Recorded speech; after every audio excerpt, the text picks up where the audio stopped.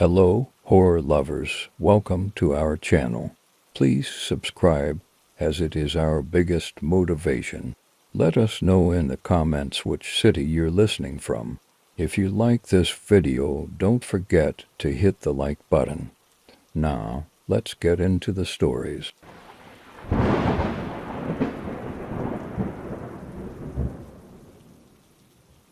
I've always had sleep paralysis. In the last few years, I've gone through treatments to lessen the episodes. I'd hoped I would stop having them at some point. 2 months ago, it all started back up again. The sensation of someone sitting on the side of my bed woke me up. I kept my eyes closed, fearing what I would see. The old fear came back and my body refused to move. I knew this would only last a few minutes, but that didn't help my state of mind. The person got closer, and I did something I shouldn't have been able to do. My eyes opened, and I turned my head to see what was getting closer. Shock froze my body. For a long few seconds, I was staring at a completely dark humanoid shape. No, it was like it was a boy with 2 glowing white eyes. It crept closer on all fours towards me, and I finally screamed.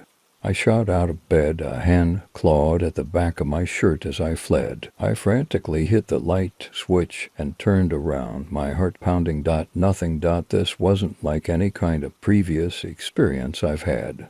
But it must have been just the same kind of sleep paralysis I've always dealt with. I refuse to believe some sort of inhuman thing crawled onto my bed. Until it happened again. The second night, I didn't wake up until I felt a weight on my body. I was half asleep, so I didn't remember the night before at that moment. It all came rushing back when I saw the same boy resting its head on my shoulder. I did what anyone would do in such a situation. I freaked out. I got out of bed, legs shaking, screaming. The thing reached out a hand and tightly wrapped it around my wrist. I felt something pop. By some miracle, I got away and turned on the lights. The signs of a struggle and the marks left on my wrist were the only thing that proved what I saw had been real. Over the next few hours, I didn't sleep, and a large bruise formed on my wrist. It hurt so much that I wasn't able to move it for the rest of the day. I needed to figure something out. If I told people close to me, they would assume it was just the sleep paralysis or that I wasn't in my right mind. I couldn't find much online, so I bought some sage from the local Wiccan store along with whatever they recommended. Normally I didn't believe in crystals and things like that, but I was desperate. I kept all the lights on in the house. A migraine from the sage smoke crept behind my eyes as the day wore on. I'd barely slept in the past 2 days, so I eventually passed out after midnight. Sleeping with the lights on should have solved my problem. It did not. Again, I felt someone crawling on the bed. I moved, startling to that thing on all fours coming towards me. In a panic, I grabbed my blanket. Just before it landed on top of me with claws out, I wrapped the blanket around the dark shape and held it down tight against the bed. I did not have any kind of plan beyond that. I just hoped the fabric would have kept the claws away from my face. It struggled hard, and I needed to wrap my arms around the bundle to keep it from escaping. It sounded pissed off. If it got out, I was a goner. My arms became sore from the strain. When I thought it was all over, the struggle started to lessen. Did I suffocate it? Did it even need to breathe? What even is this thing? I had lots of time to think of questions with no answers. I didn't dare let go, fearing the monster would get free to eat my face off. I was still scared as hell, but it also felt awkward holding the bundle for hours. My body gave out near dawn, and I foolishly nodded off. When I woke up, sunlight poured through the open curtains. The blanket was empty. I opened the pile of fabric and saw rips and tears that should have been in my flesh. Now what? I couldn't live holding a monster every night. Who knows if I would be able to wrap it inside the blanket again. I packed a bag and fled to a hotel for a night, hoping it solved the problem. If I was lucky, my house was haunted. I couldn't function on so few hours of sleep every night. I would get fired from work or run my car off the road. If this kept up, I waited until midnight in the cheap hotel room before I felt safe enough to drift off. The lights were still on, and I brought an extra blanket just in case. My eyes opened around 3 a.m. I was relieved I hadn't seen any sign of that monster that night. Maybe my place really was the problem. Then the pile of blankets beside me moved. My heart nearly stopped when a pair of glowing white eyes peeked out, staring daggers into my soul. The message was clear without any words. Silently, I rolled over to carefully wrap an arm around the bundle. My chest was tight with fear, but the thing didn't make any threatening movements. It seems as if as long as I held this thing while it slept, I had bought myself some time. I don't think this monster even knew being held was something it liked until it happened by pure chance. Until I thought of a new plan. This needed to be good enough. 2 weeks passed with the nightly visitor coming by at random times during the night. It appeared under the blanket and woke me up with either a scratch or a nip. At least I was sort of getting some sleep. This wouldn't last forever, and soon enough that fact became clear. One night the creature woke me up in the normal way. A small nip on my arm to announce its arrival. It was enough to draw blood, and I was getting tired of these minor injuries. The teeth came down again, harder the second time. I wasn't able to get the blanket around the creature before it bit down even harder. For a painful minute I struggled to get free. I tore its teeth away and fled to the bathroom to look over the damage. The wound freely bled, and I prayed I didn't need stitches. This couldn't go on the way it had been. I was exhausted. Fear and short nights wore me down to the bone. I didn't know just how much longer this creature would hold back from meeting me. I couldn't ditch it, and I didn't even know who to contact about something like this. A priest, would one even listen to me? I did something I wasn't proud of. I decided to feed it. Wouldn't raw meat work, not so much. Turns out this monster, this demon, was a picky eater. No matter what I brought into the bedroom trying to tempt it into a midnight snack, my arm remained the target. I was wounded, running on little to no sleep, and desperate when I started my plan. There is a small bar in town that serves cheap drinks. I rarely went to it because of the crowd that lingered there, but now I needed to go there for a gruesome purpose. Years ago, when I was in high school, I added a bunch of friends to my Facebook account, and I never thought to remove them. Even the people I hadn't spoken to in over 5 years were still on my friends list, filling up my feed with updates no one but them cared about. I knew that Kristen would be at the bar that Friday night. She often posted photos of her drinks, begging people to drop by for a hook-up. We dated for 3 months in school. At one point I'd been tall and well-built. I did track and some football. She thought I was a catch. Then I broke my leg and put weight on. She dumped me shortly afterward, going to the next attractive guy. It hurt a little at the time, but I hadn't really dwelled on it. I've changed a lot since school. Even though we dated, I don't think she would recognize me. The fact she was a little bit buzzed when I found her helped a little. I sat down next to her, ordering us both a drink. She took the bait, and within a few minutes, she was all over me. My skin crawled as I tried to play it cool. I needed to keep reminding myself why I was there, no matter how much I justified it. What I was about to do wasn't right. She changed a lot since school as well. Her hair was fried from too many bad dye jobs. Her skin hung loosely from her thin frame, and her teeth were stained from years of smoking. If you squinted, you could see the girl she had been at one point. With my stomach churning, I asked her if she wanted to come home with me after I knew she had drunk too much to refuse. I hated myself every moment of the way back. We took a taxi because I didn't want to risk driving home buzzed. The driver was a witness, but aside from being the last one to see her, I doubted the police would have much else to pin me after tonight. She still hung from me as we walked inside, trying to act sexy as if I was going to dump her if she didn't. I hadn't told her my real name, and she wouldn't have remembered someone like me anyway. I was a minor blip in her high school years. I led her to the bedroom and carefully tucked her in. I said I would be out in a few minutes.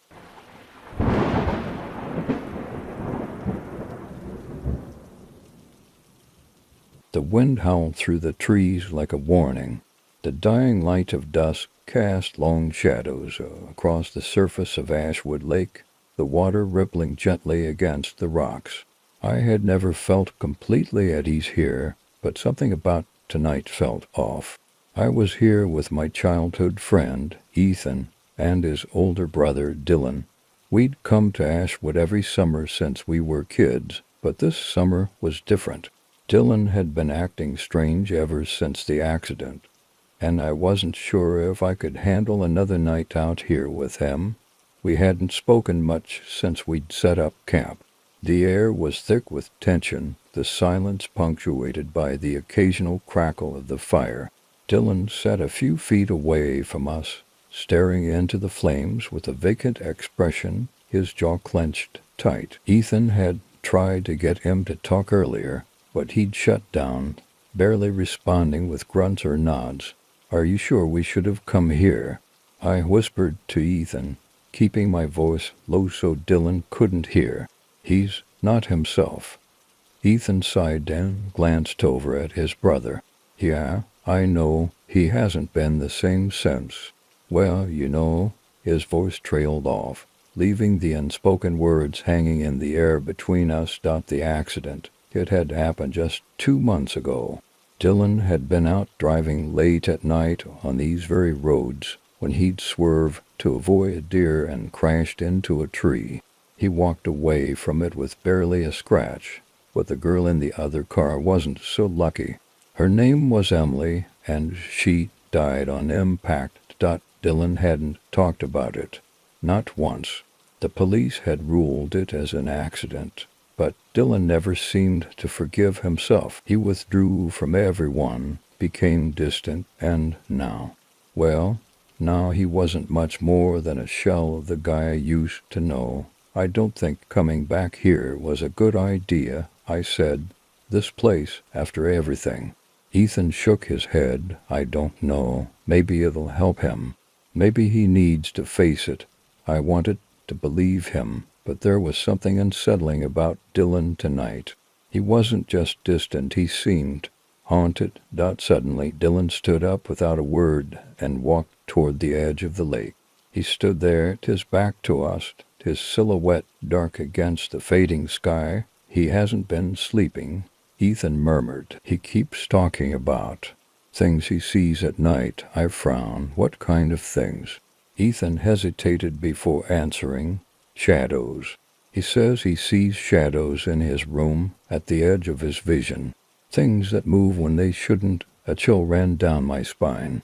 "You mean like hallucinations?" "I don't know," Ethan admitted, "but he's convinced it's real." We sat in silence for a few minutes, watching as Dylan stood motionless by the water. The wind picked up again, rustling the leaves in the trees and sending a shiver through my body. Finally, Dylan turned and walked back to the fire, his face blank, but his eyes dark and hollow.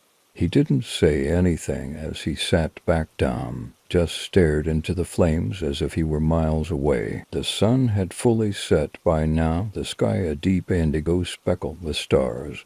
The fire crackled softly, casting flickering shadows around us. I shifted uncomfortably, unable to shake the growing sense of unease. "Do you ever feel like you're being watched?" Dylan's voice broke the silence. startling both me and Ethan. Ethan frowned. What do you mean? Dylan didn't look up from the fire. I mean, like something's watching you, following you, always just out of sight. My heart pounded in my chest. There was something in his voice that made my skin crawl. Dylan, man, I think. Ethan started, but Dylan cut him off. It's real, you know, he said, his voice low and steady. I see it every night, the shadow. It's always there, waiting. I exchanged a worried glance with Ethan, but he just shrugged helplessly. What do you mean, a shadow? I asked cautiously, my voice barely above a whisper. Dylan finally looked up, his eyes locking onto mine. I don't know what it is, but it's been following me ever since that night. I feel it, even when I can't see it, and when I do see it. He trailed off, his eyes narrowing. It looks like her. My blood ran cold. Like Emily? Dylan nodded, his jaw clenched tight. But it's not her, it's something else. Something worse. Ethan stood up abruptly. All right, enough of this. You're freaking us out, Dylan. You've been through a lot, but this isn't real. Dylan didn't respond. He just kept staring into the fire, his hands clenched into fists. The silence stretched on for what felt like hours. Finally, Ethan sighed and sat back down. Maybe we should just get some sleep, he muttered. I didn't argue. I was eager to escape the tension and the eerie atmosphere. Even if it was just for a few hours, we turned in for the night, crawling into our sleeping bags inside the small tent. I could hear the soft rustling of the trees outside, the distant lapping of the lake against the shore. But as I lay there, staring up at the tent's ceiling, I couldn't shake the feeling that something was wrong. Dylan's words echoed in my head, and with them came a creeping dread that I couldn't explain. I tried to tell myself that it was just the darkness, just my imagination, but deep down I knew there was more to it than that. Eventually, exhaustion overtook me, and I drifted into a fitful sleep. I woke to the sound of footsteps crunching through the underbrush. My eyes snapped open, and I lay still, listening intently. The footsteps were slow, deliberate, coming from just outside the tent. My heart pounded in my chest as I strained to hear more. There was a faint rustling, then the unmistakable sound of something dragging across the ground, like a heavy object being pulled through the dirt. My blood turned to ice. I glanced over at Ethan, who was still sound asleep beside me. I didn't want to wake him, not yet. Not until I knew what was out there. Summoning all my courage, I slowly unzipped the tent and peeked outside. The fire had long since died down, leaving the campsite bathed in shadows. I could just make out the silhouette of Dylan standing by the lake again, his back to me. Relief washed over me for a moment until I noticed something else. There was a figure standing in the trees behind him. My breath caught in my throat. The figure was tall, unnaturally so, its limbs long and twisted. Its body was nothing more than a black silhouette, but I could see its eyes, two glowing orbs that burned with an unnatural light. The figure didn't move. It just stood there, watching Dylan as he stood by the water. And then, slowly, it turned its head towards me. I froze, unable to look away as those glowing eyes locked onto mine. A wave of nausea washed over me, and I felt my legs start to tremble. Before I could react, Dylan spoke, his voice low and hollow. It's here. I stumbled backward into the tent, my heart racing. Ethan, I hissed, shaking him away. Ethan, get up, he groaned and rubbed his eyes, sitting up grudgingly. What is it? There's something out there. I whisper urgently, we have to go now. Ethan blinked at me in confusion, but before he could respond, a loud crack echoed through the trees, followed by the sound of something heavy splashing into the lake. We both scrambled out of the tent, our eyes darting around in the darkness. Dylan was gone. I ran to the edge of the lake, my heart pounding in my ears. The water was still, the surface rippling gently in the moonlight.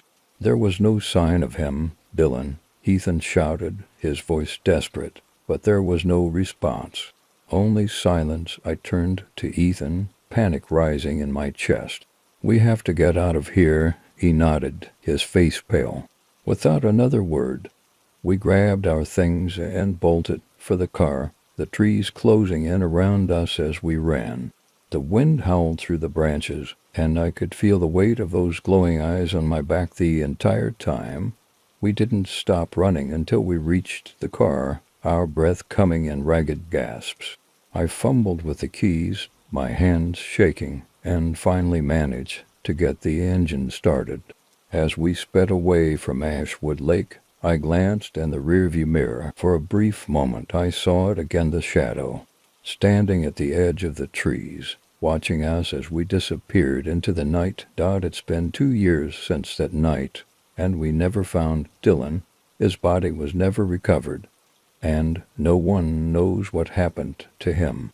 Ethan and I don't talk about it much, but sometimes I catch him looking over his shoulder, as if expecting to see something lurking just out of sight. And sometimes, late at night, when I'm lying in bed, I swear I can feel it, the shadow, watching, waiting.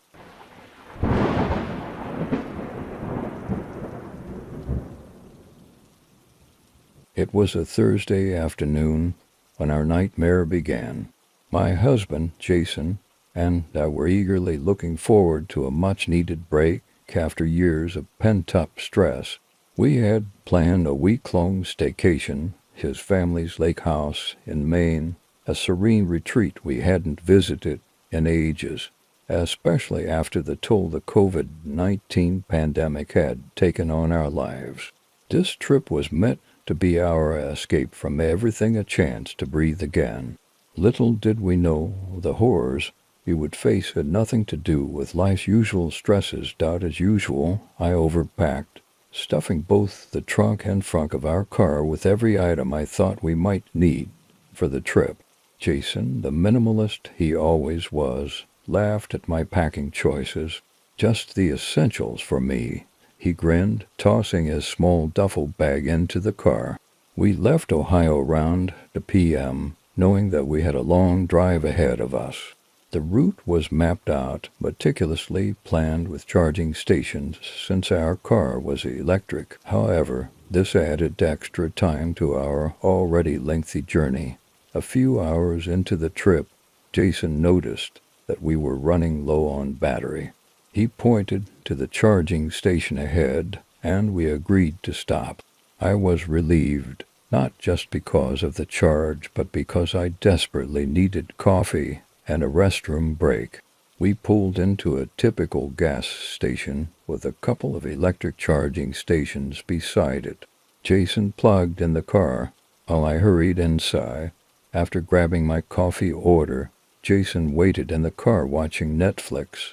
While I headed to the restroom, as I was finishing up, a man entered the restroom and gave me a long, unsettling stare. His lips curled into a creepy smile as he said, "My, oh my, what a handsome young man. I'm 31, but I've often been told I look much younger, often mistaken for a teenager." His words sent a chill down my spine. I mumbled a quick thanks and rushed past him. To my discomfort, I noticed the man followed me out of the restroom. His gaze burned into my back as I quickly walked toward our car. Jason was still in the car, oblivious, watching Netflix. The man glared at me from a distance, his smile gone, replaced by something darker. I didn't tell Jason about it, convincing myself I was just overreacting. We charged the car for another 30 minutes before heading back on the road. It wasn't until around 8 p.m. that I noticed something odd. A black sedan had been following us for the past hour. I brushed off the thought at first, but the longer I watched, the more I became convinced. I finally mentioned it to Jason, my anxiety rising. He reassured me, reminding me that we were on a highway and that cars come and go. His calmness eased my worries temporarily, and soon I dozed off. When I woke up, we were already in New York. To my surprise, he hadn't stopped in Pennsylvania to recharge as I had expected. Jason admitted we would need to find a charging station soon. I glanced in the rearview mirror and felt my stomach drop. The black sedan was still behind us. My heart raced, but I kept quiet, trying to rationalize it. It could be a coincidence. People drive long distances, right? Jason suggested we find a hotel with a charging station since he was exhausted from the drive, and I couldn't drive because of the medications I was taking. We found one in Massachusetts. After a quick stop at a gas station for coffee and snacks, we finally arrived at a hotel that, though described as modern, was clearly old and had seen better days. Jason collapsed onto the bed almost immediately after we walked into our room, feeling restless. I stepped outside onto the balcony to take in some fresh air and clear my head. From the balcony, I had a clear view of the parking lot below. My blood ran cold when I spotted a familiar vehicle, a black sedan, the same one from the highway. It was parked just a few spaces away from our car. My heart began to race again, but I tried to tell myself it was just my imagination.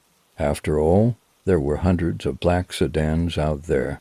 It couldn't possibly be the same one, could it? I hurried back inside, double-checking that the balcony door was locked, and crawled into bed next to Jason. He was already asleep, his steady breathing doing little to calm my racing thoughts. Eventually, I drifted off, too tired to fight the paranoid. In the middle of the night, I woke to the sound of violent banging on our hotel room door. It wasn't the kind of knock that came from housekeeping. My heart jumped into my throat. Terrified, I shook Jason awake. He sat up grudgingly, then immediately snapped into protective mode when he realized what was happening. He whispered for me to call 911 while he approached the door cautiously, trying to keep it shut as the person on the other side pounded harder and harder. "I know you're in there, handsome," a voice slurred from the other side of the door. My blood ran cold. It was the man from the gas station. I frantically called 911. My hands shaking as I tried to explain the situation to the operator. "He's trying to break in," I whispered, my voice quivering. Jason braced himself against the door as the man outside kept pushing and banging. The operator tried to calm me down, but fear had taken hold. I told Jason about the man from the restroom, and his eyes darkened with realization. The banging grew louder, more violent. And suddenly, with a deafening crack, the door gave way. The man burst into the room, his wild eyes fixed on Jason. Without hesitation, Jason tackled him to the ground, shouting for me to lock myself in the bathroom. I didn't want to leave him, but I knew I had to get help.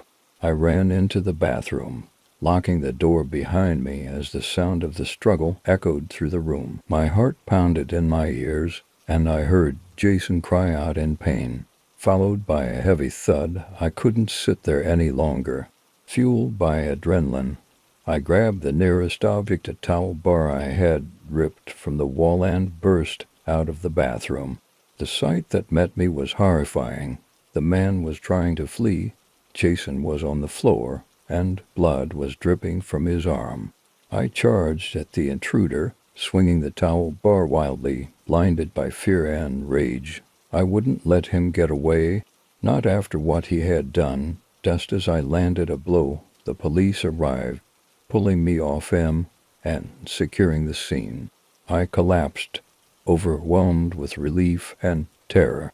Jason was alive, but he had been badly hurt during the struggle. We spent the rest of the night at the hospital, giving statements and piecing together what had just happened. We later learned that the man was a sexual predator with a long history of stalking and harassment.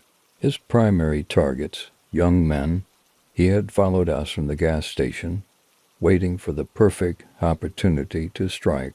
Luckily, we survived that night, though the scars it left, both physical and emotional, would remain with us forever. Our staycation never happened, but we did come back with a terrifying tale that still sends shivers down my spine every time I recount it.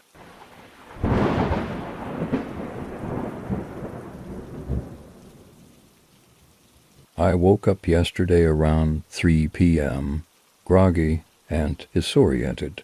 My sleep schedule is a mess, and I often find myself awake when the world is already halfway through its day. As I shuffled out my bedroom and headed to the kitchen, I stopped in my tracks. There, right in the middle of my kitchen, was a massive oak tree. Its trunk was thick, about 3 feet wide, and its roots had burrowed into the floor, breaking through the tiles.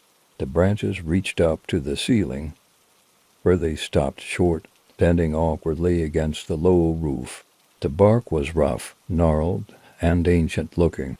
Cautiously, I placed my hand on it, feeling its coarse surface beneath my fingers, as if I needed confirmation that it was real. My kitchen isn't exactly spacious, and where the tree now stood used to be a small red spinning stool. I could see glimpses of it through a narrow gap in the tree's bark, like a cave hidden between the folds of the trunk. But I wasn't brave enough to reach inside. I stood there for hours, staring at the tree in disbelief. How could this even be possible? Trees don't just appear overnight, especially not in second-floor apartments. I grabbed my phone and started searching if anyone else had ever experienced something like this.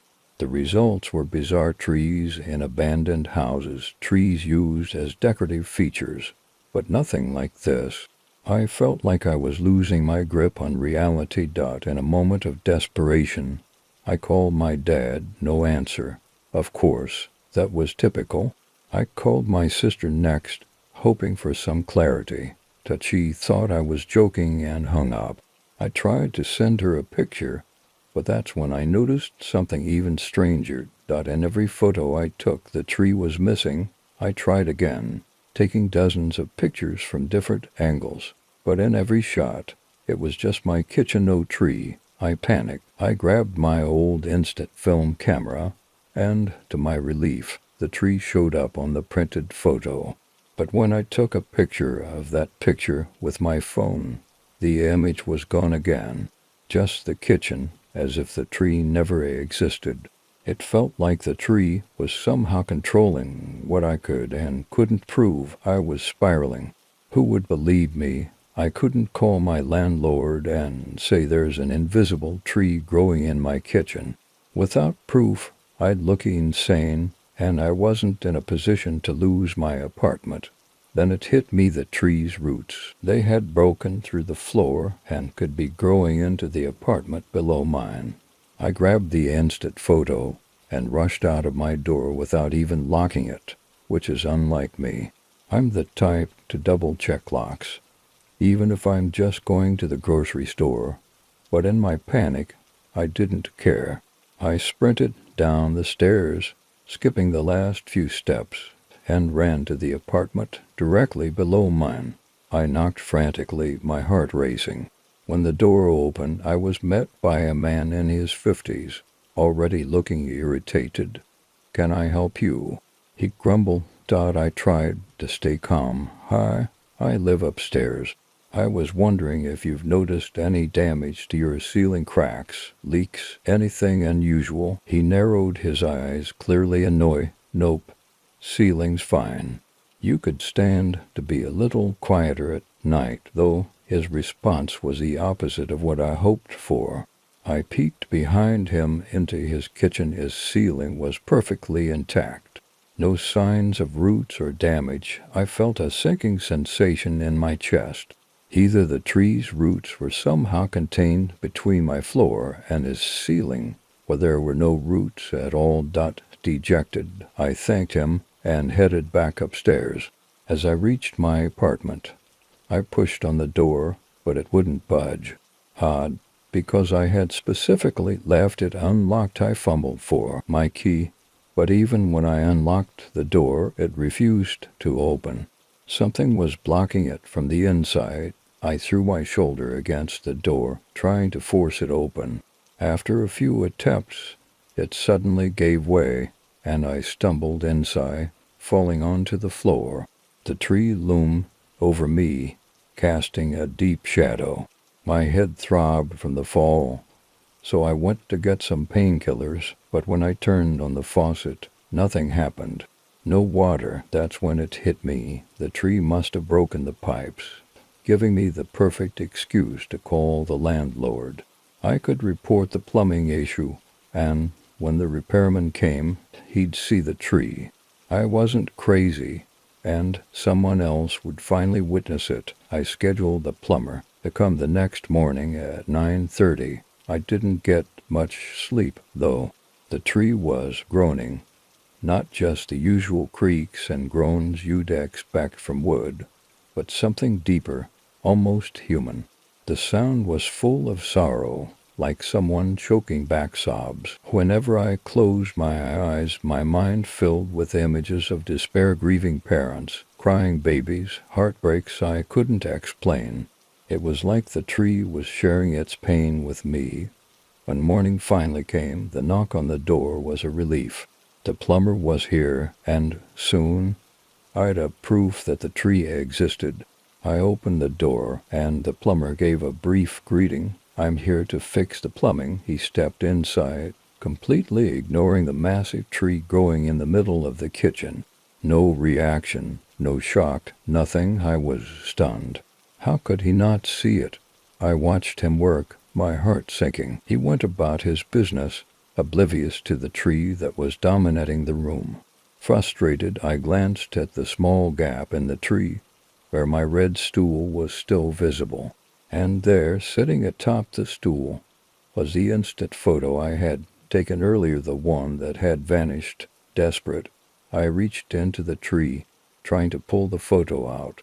But the moment my hand slipped into the gap, the plumber spun around, his eyes wide with terror.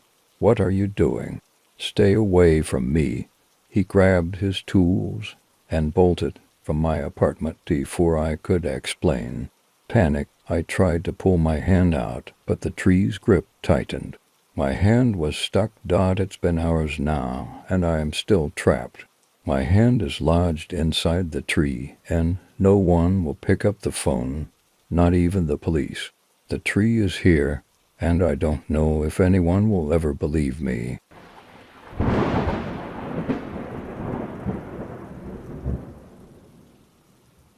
The nightmare man dripped with sin and shadows. He had a smile like an infected wound and eyes that spiraled with darkness. He followed my family for generations. I don't know when it all started, when this monster began hunting my family, but the last time I saw my father, he warned me that the nightmare man would come for me one day, too. I remember the night my father walked into my bedroom, his white shirt and blue jeans covered in fresh pools of glistening blood. I was sitting up in bed, terrified and sweating, a mere child of 7. I had heard the panic screams coming from my parents' bedroom. I recognized my mother's voice, filled with agony and terror. It sounded like she had been dragged off. The screams had faded into a distant point until they simply became inaudible. My night light cast the room in a dim, yellow glow. "Your mother is dead," he told me, his eyes as flat and lifeless as if he were already in the grave. "The nightmare man killed her. Tommy, they're going to try to blame me for this. They'll put me in prison for life, but you need to know I didn't do it. The nightmare man did." "Mom is gone?" I asked, horrified.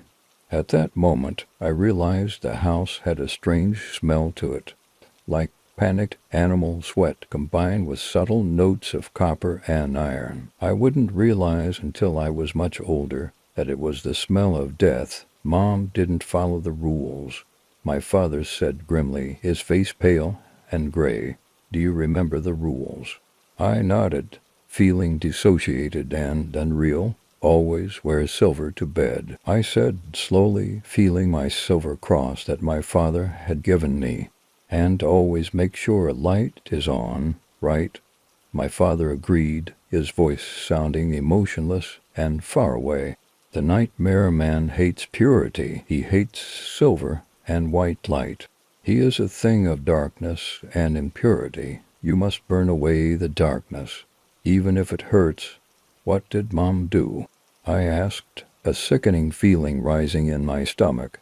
How did she get hurt? My father put a cold hand on my cheek, lovingly clasping my face. She didn't use the flashlight. She never really believed me, because she never saw him herself. She got out of bed in the middle of the night. At first, she was fine. Then she walked out of range of the night light past the closet, and that's when he reached out and grabbed her. My father leaned close to me. I could smell the sweet, rank odor of sweat dripping off his skin. I heard sirens in the distance. My father shook his head grimly. The neighbors must have heard her screaming, he said, talking faster and faster, as if he wanted to get everything out before the end came. Remember, Tommy, always keep a flashlight next to your bed in case of power outages. Keep multiple light sources around you every time you sleep, and always wear silver at night. The sirens suddenly cut off. A few moments later, I heard insistent pounding at the door. Deep male voices started screaming orders. He looked at me one last time, taking a portable flashlight out of his pocket. I saw spatters of fresh blood staining its surface. He handed it to me with a grim nod, like a man walking to his own execution. My father headed downstairs, his back slumped, his eyes ancient and haunted. A few minutes later, two police officers came upstairs, shining flashlights in my face. Blinded, I took a step back, blinking quickly to try to clear my vision. "Are you okay, little boy?" one of them asked, a disembodied voice floating behind a tunnel of garish white light. I only nodded, feeling like my voice had been taken away from me. The other cop read something into his radio. There was a hiss of white noise before a female voice came over the speaker, staticky and distorted. "Backup is on the way," she said. "Homicide will be there in 10. Let's get you outside in the open air, okay?" One of the police officers said, putting his flashlight down and kneeling down in front of me. Still feeling unreal, as if I were floating above my body, I followed the officer like a sleepwalker. I heard the other one walking down the hall, saw his flashlight beaming into the open rooms as he went. The two of us walked out together into the hallway, past the bathroom. Next came my parents' master bedroom. I glanced inside on our way past. I saw a carpet of wet blood staining the hardwood floor. Next to the bed, there were only scattered drops, but near the open closet door, it reflected the dull street lights like a lake of gleaming crimson. The police officer looked determinedly ahead, so perhaps that's why he didn't see what I did. The closet was not empty. I could see a serpentine shape moving in the back. It had long, spidery limbs that glistened darkly. It looked like not much more than a slightly less black patch within a featureless abyss. Its obsidian skin looked wet and dripping. Its emaciated arms and legs constantly twisted and skittered. I screamed as I saw it. The police officer jumped, whipping his flashlight around to face me. I just pointed with a trembling finger into the master bedroom, the scene of so much suffering. The closet door slammed shut with a sound like a gunshot. "What the hell?" the police officer cried, pointing his pistol at the closed door. "Come out with your hands up. This is the police." There was no response except for our heavy breathing. "James, I need backup." The cop standing next to me cried to his partner, who had gone in the other direction down the hallway, presumably to check the rest of the closets and make sure no one was hiding in them. but the end of the hallway stayed gloomy and quiet. We saw no bobbing flashlight or any sign of James. The police officer's head frantically ratcheted down to the end of the hall and back to the door a few times. He seemed unsure of what to do. "Stay close by my side, kid," he whispered, the pistol trembling in his hands as he continued pointing it at the closet door. With his other, he pulled his radio out of his belt and clicked it on. "I need backup immediately. My partner is not here, and we have another person in the house. They're barricaded in the closet and not responding to orders." The radio gave a long hiss of static in response, then went quiet for a moment. I thought that female voice would come back on the line, but instead of gurgling, diseased laughter rang out through the white noise. The cop nervously stared at his radio as if he expected it to turn into a snake and attack him. He gave a long, heaving sigh and looked down at me. His chalk-white face seemed ghostly. "Do you know who's behind that door, kid? Is it one of your family members?" the police officer asked, his shaking hands ready to start shooting at the slightest provocation. I shook my head, feeling dissociated in this ghastly, nightmarish world. "It's the Nightmare Man," I whispered. "He killed my mom, and now he's coming for me." The police officer listened intently, drops of sweat falling off his nose and chin.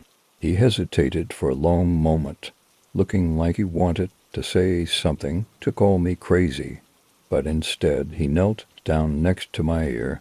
"Here's what I need you to do, kid," he whispered, the fear evident in his wavering voice. "Go downstairs and go outside. Tell any police officer you find to come up to the second floor immediately."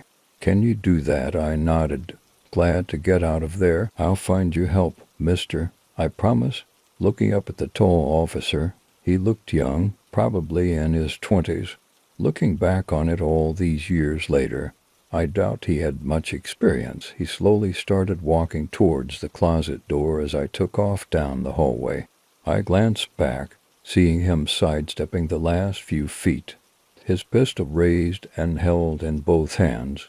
"Come out with your hands up," he yelled. I saw the door fly open in a blur, but once there was a gap of about 6 inches. It froze in place, as if a video had been paused. Shadows like smoke crept out on the floor, as thick as winter fog. The police officer backpedaled, nearly falling. He caught his balance at the last second. "Come out now." "As you wish," I heard the diseased thing rasp in a hissing, low voice. An inhumanly long arm shot out, the twisted black fingers wrapping around the police officer's arm. A gunshot rang out. My ears were ringing. I turned to run, hearing the cops' terrified screams echoing all around me. Before I fled down the stairs, I glimpsed him being dragged into the inky abyss contained behind the closet door, the sharp, spidery fingers digging through his skin and muscle like burrowing ticks. I tumbled through the void, my screams swallowed by the endless darkness. The cold pierced my skin like 1,000 needles, and the wind whistled in my ears with a haunting, otherworldly howl. I reached out in desperation, trying to grab hold of anything, but there was nothing, just the sensation of falling through an infinite abyss. Just when I thought the darkness would consume me completely, I felt a sudden, violent jolt. My body slammed into something solid. The impact knocked the breath out of me, and I lay there for a moment, gasping, my head spinning from the disorienting fall. Slowly, I opened my eyes. I was no longer in Frost Hollow. The town, the houses, the Nightmare Man, all of it had disappeared. Instead, I found myself in a strange, desolate landscape. The sky above was a sickly shade of purple, swirling with dark clouds that seemed alive, writhing and pulsing like the veins of some monstrous creature. Jagged black mountains loomed in the distance, and the ground beneath me was a barren wasteland, cracked and dry. As though the earth had been scorched by an unforgiving heat, I staggered to my feet, my body aching from the fall. My hands instinctively went to my face, where the nightmare man had slashed me. The gashes were deep, still bleeding, and the skin around them burned with an unnatural heat. I pressed my hand against the wounds, trying to staunch the flow of blood, but the pain was unbearable. I had no idea where I was. I had no idea how to get out. Where am I? I muttered to myself, my voice hoarse and shaky, as if in response. The ground beneath me trembled, and a low, rumbling sound echoed from the distance.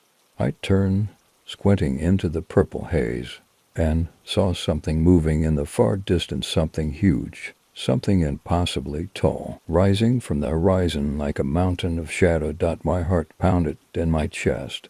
The figure moved slowly, deliberately, each step causing the ground to shake beneath me. Its form was indistinct, a shifting mass of darkness, but I could see the glint of a single red eye in the center of its face, staring directly at me. The nightmare man. Panic surged through me, and I turned to run, but my legs felt heavy, like I was wading through thick mud. I stumbled, my breath coming in ragged gasps, but I forced myself to keep moving. I had to get away. I had to find a way out of this nightmare. As I ran, the landscape around me seemed to shift and warp. The ground stretched and twisted, the mountains in the distance bending like reflections in a funhouse mirror. The sky darkened, the purple clouds swirling faster, and the air grew thick and oppressive, making it harder to breathe. I could hear the nightmare man's footsteps growing closer, the sound of his approach like the pounding of a colossal drum.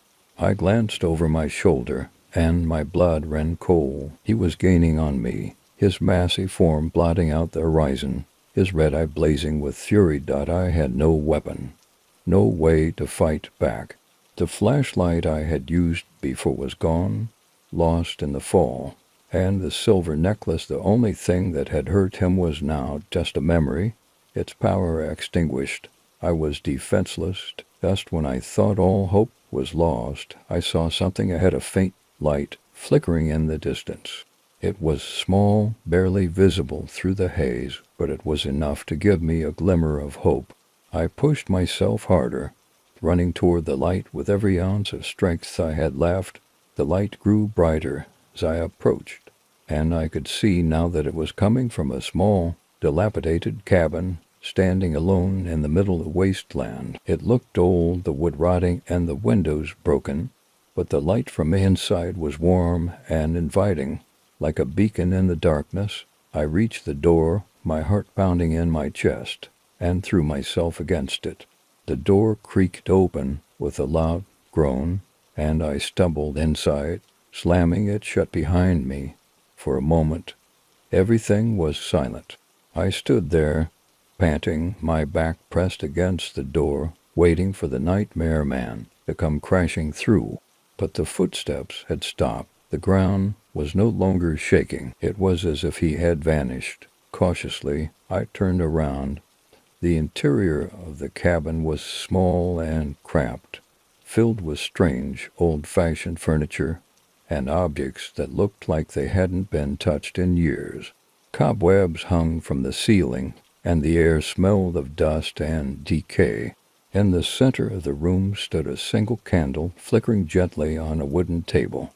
But what caught my attention wasn't the candle, it was the figure standing next to it. It was a woman, dressed in a long, tattered gown, her hair wild and unkempt. Her face was pale, almost translucent, and her eyes were wide and hollow, as if she had seen things no human should ever witness. Who are you?" I asked, my voice barely above a whisper. The woman didn't answer. Instead, she slowly raised her hand and pointed to the far corner of the room. My eyes followed her gesture, and I saw something I hadn't noticed before, a large, ornate mirror standing against the wall. The mirror's surface was dark, like polished obsidian, but as I stared at it, I could see something moving within its shadows, twisting and writhing, Like a storm trapped behind the glass, the woman took a step toward the mirror, her movements slow and deliberate.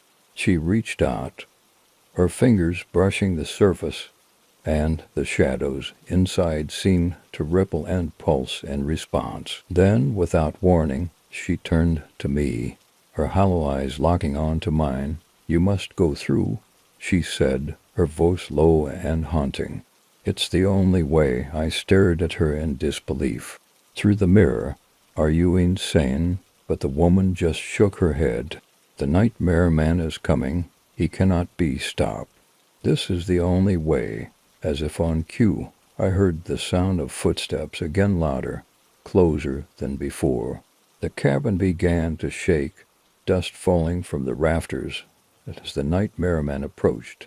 I had no choice. With trembling hands, I walked toward the mirror, the shadows inside swirling faster as I approached. The woman stood beside me, her eyes fixed on the dark surface. "Go," she whispered. I took a deep breath, my heart racing, and stepped through the glass. I left the prison, my father's words echoing in my mind. "Fight fire with fire, ... But how? How could I, a man scarred from childhood, face something so ancient and powerful? Something that had consumed my life and destroyed my family. I felt the weight of the silver necklace around my neck, its coolness a reminder of the small victories I had won against the nightmare man. Yet those victories were fleeting, and now I needed something more. For weeks I researched everything I could about fire, purification, and the occult. I scoured old libraries and talked to anyone who had even a sliver of knowledge about supernatural beings. There were no concrete answers, only myths and half-whispered tales of creatures like the nightmare man, beings that could be repelled, but not easily destroyed. Then, one night, as I lay awake in bed, the oppressive silence of the room was shattered by the faintest of whispers. It was a familiar voice, one that had haunted me since childhood. Double quotes, Ami, ... Double quotes. I bolted upright, my heart hammering in my chest. The room was dark, but not the comfortable darkness of sleep. It was that same suffocating blackness I had seen as a child, the kind that twisted the world into something unrecognizable. I grabbed the flashlight by my bedside, flicking it on in an instant, casting its beam across the room. The silhouette stood at the foot of my bed. I froze, the flashlight trembling in my hand. The nightmare man was back, his skin, as dark as the void itself, rippled and shimmered as if he were made of liquid shadow. That single blood red eye glared at me, filled with an emotion I couldn't quite place: rage, hunger, or something worse. His long, spindly fingers twitched in anticipation. "You can't escape," the nightmare man hissed, his voice slithering through the darkness like a serpent. "You belong to me." Instinctively, I raised the flashlight, shining it directly into his eye. He recoiled slightly, his body shuddering as the light touched him. But it wasn't enough. I could feel the terror creeping up my spine, the cold sweat forming on my brow. "This isn't enough," I thought. "I need more." I remembered what my father had said. Fire. The only way to end it for good was through fire. But how could I set fire to a creature made of shadows? How could I destroy something that existed beyond the boundaries of the physical world? The answer came to me in a flash: a ritual, an invocation. The research I had done led me to one conclusion. The nightmare man wasn't just a random apparition. He was an ancient entity, one that could be bound and banished through the right means, and I knew where to find those means. There was an old abandoned church at the outskirts of Frost Hollow, a place long forgotten by most of the town. Legend said it had once been used for rituals dark and light alike. I had found references to it during my research, and now it seemed like my last hope. I didn't wait. I grabbed my bag, filled it with every source of light I could find: flashlights, matches, candles and threw on my coat. The nightmare man watched, his eye narrowing as he realized what I was doing. "You think you can stop me?"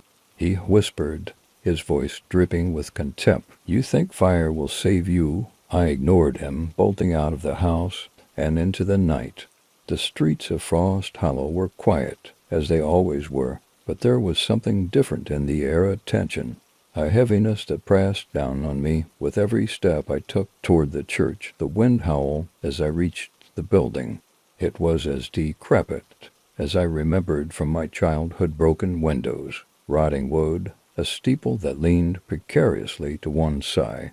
But there was a strange, foreboding energy that emanated from it, almost as if the church itself were alive, waiting. I pushed open the door and stepped inside. The air was thick with dust and the scent of decay, but beneath that there was something else, something metallic, like the smell of iron. My footsteps echoed through the empty hall as I made my way to the altar. In the dim light, I saw it, a large iron brazier standing at the center of the altar, still intact despite years of abandonment. This was where it would happen. This was where I would confront the nightmare man for the last time. I set the candles around the brazier, their flames flickering in the darkness. I pulled out the matches and lit the dry kindling inside. The fire roared to life, casting long shadows across the walls of the church. And then I heard it, a low, guttural hiss. I turned, and there he was. The nightmare man had followed me, his body flickering at the edges as if he were struggling to stay in this reality.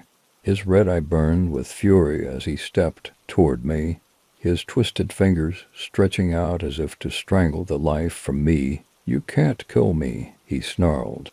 "I am eternal." But I stood my ground, staring into that terrible eye with newfound resolve.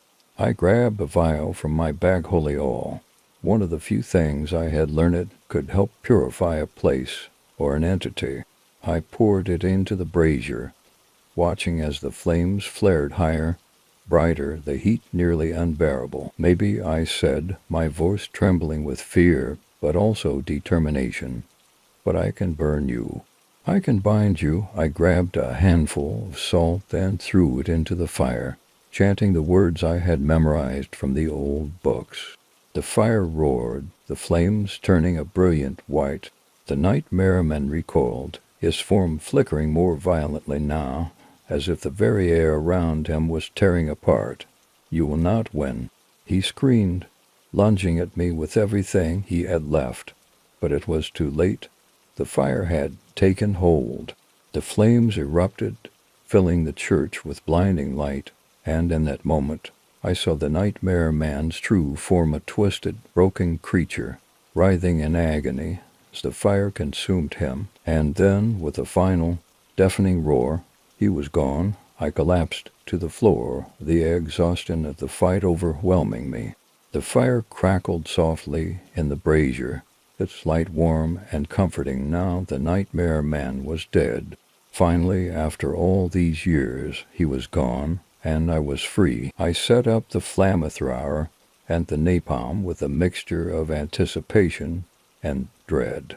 The process had been meticulous, almost ritualistic. Everything had to be perfect. The XL-18 flamethrower, sleek and black, was now filled with the thick, sticky napalm I'd created.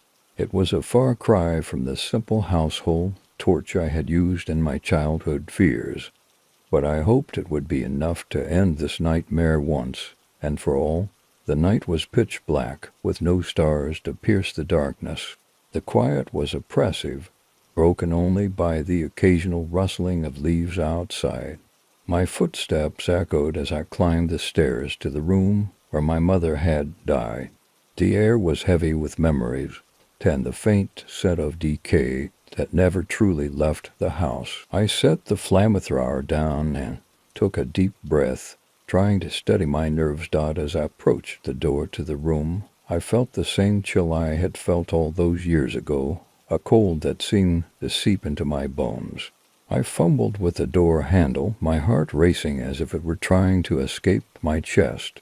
When I finally pushed the door open, it creaked on its hinges, revealing the room in its sorrowful, dusty state. The room had changed little since that fateful night. The furniture was covered in white sheets, and the air was thick with the musty smell of old, forgotten things. I set up a small area in the center of the room, arranging the flamethrower and making sure it was primed and ready. The cross around my neck felt heavy against my chest as I whispered one last prayer, a plea for strength and protection. I knew the nightmare man would come. He always did, but this time I was prepared.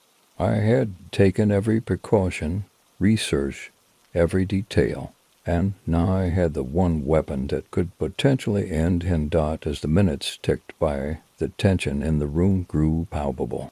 The shadows seemed to stretch and lengthen, twisting into grotesque shapes. The familiar, oppressive darkness of the nightmare man's world seemed to seep into the room, though the door remained firmly shut. Then the air shifted. The temperature dropped, and I felt a presence cold, malevolent. The room seemed to warp and twist, the walls darkening as the nightmare man began to materialize. His black, shadowy form emerged from the darkness, the same grotesque visage, with that single blood-red eye glaring at me with a mixture of hatred and hunger. "You think you can defeat me?" he hissed, his voice reverberating through the room like a serpent's whisper. His form was as twisted and horrifying as I remembered, but now I felt a surge of resolve. This was it. No more running. No more hiding. Dot, with a deep breath, I gripped the flamethrower's handle and pulled the trigger. A massive stream of flames erupted from the gun, filling the room with a blinding light and searing heat. The napalm sprayed out, sticking to the nightmare man's form and igniting with a roaring blaze. The nightmare man screamed, his body writhing and distorting as the flames consumed him. The shadows around him were ripped apart, the dark, inky substance evaporating into the searing light. His red eye flared wildly, a final, desperate attempt to escape the inferno. The flames crackled and roared, pushing him back, burning away his shadowy flesh. I continued to spray the flames, ensuring every inch of his form was engulfed. The heat was intense, and I could feel it scorching the air around me. The nightmare man's shrieks grew louder, a mix of agony and rage, but I held my ground, focusing on the fire and ensuring it did its work. As the flames roared, the nightmare man's form began to disintegrate. His shadowy body melted away into nothingness, leaving behind only a lingering scent of ozone and burning darkness. The screams faded into silence, and the oppressive darkness lifted, exhausted but triumphant. I dropped the flamethrower to the floor.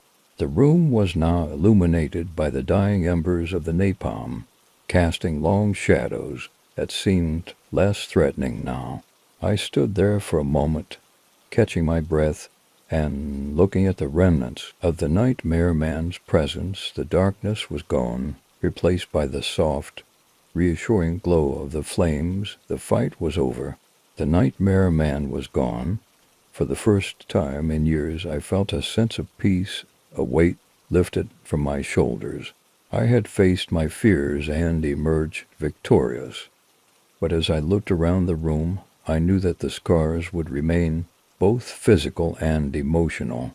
The nightmares of my past had been confronted and vanquished, but the memory of the struggle and the losses would stay with me. The house, now cleansed of its dark presence, felt different, lighter, somehow, but still haunted by the echoes of what had transpired. I walked out of the room, the cross around my neck still heavy, but now comforting. The darkness of the nightmare man's world had been banished, but the light I carried within me would guide me forward. The fight was over, but the journey to find peace was just beginning. As I tumbled through the void, my consciousness oscillated between agonizing awareness and numbing darkness. My body felt like it was being pulled apart by invisible forces. The pain in my burned skin and the intense heat still searing through me. I reached out in vain for something solid, anything to hold on to. But the abyss offered no solace. The sensation of falling seemed endless. My mind grappled with fragments of memories and the sharp sting of current agony. I could barely make sense of my surroundings, if there were any surroundings at all. The screams of the nightmare man seemed to echo faintly, distorted and fractured by the vast nothingness. Then, as abruptly as it began, the sensation of falling ceased. I landed heavily on a cold, hard surface, my body jarred by the impact. My vision was hazy, but I could see vague outlines of my surroundings, a vast, dimly lit expanse that felt both foreign and familiar. The shadows here were thick and oppressive, wrapping around me like a suffocating shroud. I forced myself to stand, despite the intense pain radiating from my burns and wounds. The closet door was nowhere to be seen, but the oppressive darkness and the echoes of the nightmare man's fury suggested I was still in his world, albeit in a different part of it. The air was heavy with the scent of smoke and charred remains, a cruel reminder of the battle I had just fought. The shadows danced and shifted, and I could feel the nightmare man's presence looming nearby. He was still out there, somewhere, waiting for his chance to strike again. I gritted my teeth and looked around, trying to orient myself in this new and hostile environment. The darkness seemed to pulse with a life of its own, making every corner appear like a potential trap. I spotted a faint glow in the distance, a small beacon of light that seemed to cut through the darkness. Driven by a mix of desperation and hope, I staggered toward it, each step causing sharp, biting pain. The light grew brighter as I approached, revealing a corridor with walls that seemed to writhe and shift, as if they were alive. The corridor was narrow and seemed to stretch on forever, but the light ahead provided a guide, a potential escape from this nightmarish realm. I pushed forward, each step an excruciating effort, my injuries making it difficult to maintain a steady pace. The light grew stronger and more intense, illuminating the walls with a pale, eerie glow. The shadows receded slightly, revealing strange symbols etched into the walls, symbols that pulsed with a faint, rhythmic energy. The closer I got to the light, the more the symbols seemed to react, glowing brighter and more intensely. Finally, I reached the end of the corridor, where a large, ornate door stood half open. The light emanating from within was blinding, and I could hear the faint hum of an otherworldly energy. Summoning the last of my strength, I pushed the door open and stepped into the room beyond. The room was a stark contrast to the darkness outside. It was filled with a warm, golden light that seemed to chase away the shadows. The air was filled with a soothing, almost calming energy, and the pain in my wounds seemed to dull slightly. The room was circular, with walls lined with intricate carvings and symbols that shimmered with an ethereal glow. At the center of the room stood a pedestal, and on it was a large, ancient book. The book was open, its pages filled with strange, arcane writings and illustrations. The light seemed to focus on the book, casting a radiant aura around it. I approached the pedestal, feeling an overwhelming sense of reverence and urgency. The book seemed to call to me, as if it held the key to ending the nightmare man's reign of terror. My burned and battered hands reached out to touch the book, and as I did, a surge of energy coursed through me. The symbols on the walls began to glow more intensely, and the room seemed to resonate with a powerful force. The energy from the book enveloped me, soothing my wounds and filling me with a renewed sense of strength and purpose. The nightmare man's presence, once oppressive and menacing, seemed to wane as the book's power grew stronger. I realized that this was the moment I had been waiting for, the chance to end the nightmare man's terror once and for all. With a determined resolve, I took a deep breath and prepared to face whatever lay ahead. The book held the answers I needed, and with it, I would find a way to vanquish the nightmare man and escape this dark, twisted world. I found myself back in the room where my mother had died. The space was eerily familiar, desolate save for the computer desk in the corner, with a laptop and a landline resting on it. Every movement was agony. I crawled to the phone, each inch of progress marked by painful groans and tears. After several attempts to reach it from my prone position, I yanked the entire desk down. Desperately grabbing the phone, "Help," I whispered through cracked, burnt lips. "I'm burnt. I think I'm dying. It hurts so bad." The operator's voice was distant, her words jumbled as the darkness began to encroach, an overwhelming wave of dreamless sleep pulling me down. Despite my best efforts to fight it, the blackness swept over me, dragging me under as the operator's repeated calls for information faded into the void. Flashing lights and uniformed figures hovered over me, their faces blending into a nightmarish echo of my childhood escape from the nightmare man's world. I was drifting in and out of consciousness, my surroundings a blur of harsh, artificial light and distant, urgent voices. When I awoke days later, I was in a hospital bed, my body swathed in bandages. The doctor's somber expression told me what I already knew. Severe burns covered much of my body. The damage was extensive. I would live, but my life would be forever altered by the scars. They had to amputate most of the fingers on my right hand, deemed irreparable after the deep burns they had suffered. Justice for my mother had come at a grave cost. In confronting and vanquishing the nightmare man, I had sacrificed my own physical well-being. Each scar, each missing digit, was a constant reminder of the battle I fought and the price I paid. Yet, amid the bitterness and the pain, there was a semblance of peace. The nightmare man was gone, and with him the terror that had haunted me for so long. I could now sleep without seeing that spidery silhouette, that monstrous figure lurking in the corners of my room. The battle was over, but its marks would remain. The nightmares were finally silenced, but the scars on my body and soul would forever bear witness to the struggle that saved me from the darkness.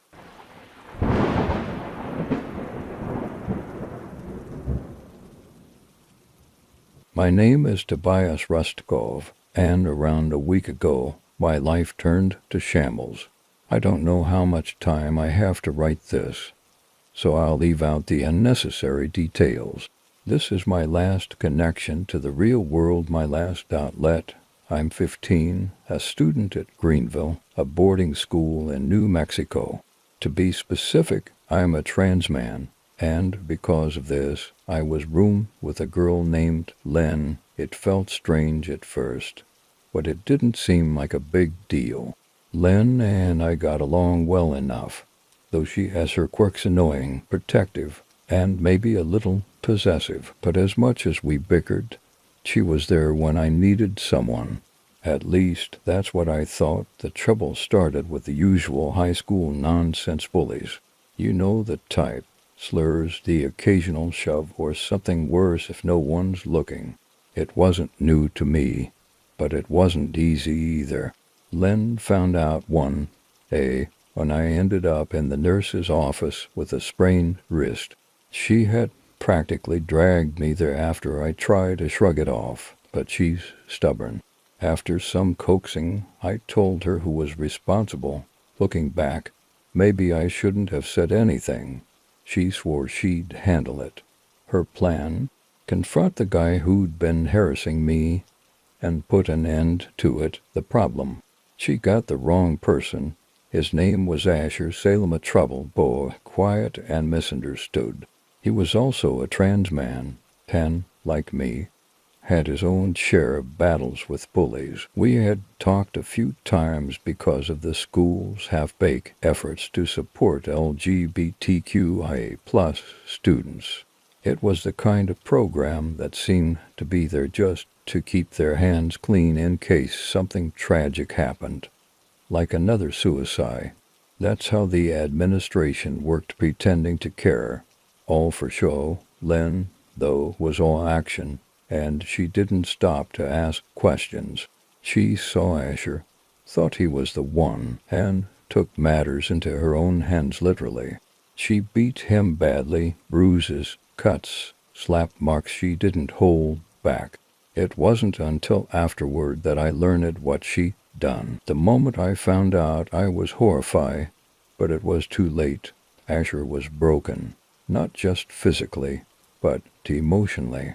After recovering enough from the beating, he decided he couldn't take it anymore. The torment from the bullies, the attack from Lynette all pushed him over the edge. He got a gun. I don't know where he got it. I didn't even want to think about how he managed it, but one day he brought it to school. That's when everything spiraled into a nightmare I can't escape. I remember hearing the first shot. It was like time froze, but chaos erupted all around me. Screams, people running, and then another shot. I turned to run, but pain exploded in my shoulder as a bullet hit me. I stumbled, barely able to keep my balance. Then another shot, this time in my thigh. I tried to crawl, my vision blurred, but the pain was too much. The final shot lodged into my side, and darkness swallowed me. I woke up later, in my bed, drenched in sweat. At first I thought it was just a horrible, twisted dream. But when I got into the shower and saw the scars long, jagged, and fresh, the same places where I had been shot, I knew it had been real. The wounds hurt like they were still open, a reminder that something terrible had happened. The strangest part, no one else seemed to remember the shooting. Everyone acted as if nothing had changed, like the world had reset, and I was the only one who had seen the cracks. I tried to convince myself it was all in my head. Maybe the trauma messed with my memory. Maybe it wasn't real. I clung to that belief until one day, after my elective politics class, Asher cornered me by the lockers. His face was inches from mine, his eyes burning with an intensity I had never seen before. He pinned me to the metal, his voice low and menacing. "You should be dead," he whispered, his breath hot against my skin. My heart raced. I tried to push him away, but he wouldn't let go. Just when I thought he was going to do something worse, Lynn appeared out of nowhere. She grabbed Asher by the collar and pulled him back, threatening to hurt him again if he didn't leave me alone. He backed off, but the look in his eyes told me this wasn't over. Not by a long shot. Now, here I am, hiding in the closet of my dorm room. I can hear scratching on the door, like nails dragging across wood. The air around me feels thick, heavy, like there's some kind of gas seeping into the room. Everything is dark, darker than it should be, and I don't know how much longer I have before whatever's out there breaks in. I don't know if I'll make it out of here, but if anyone reads this, please remember my name, Tobias Rustkov. This isn't just in my head. Something real is happening, and it's coming for me. The scratching is getting louder now. I don't have much time left. This might be my last message. I'm so sorry.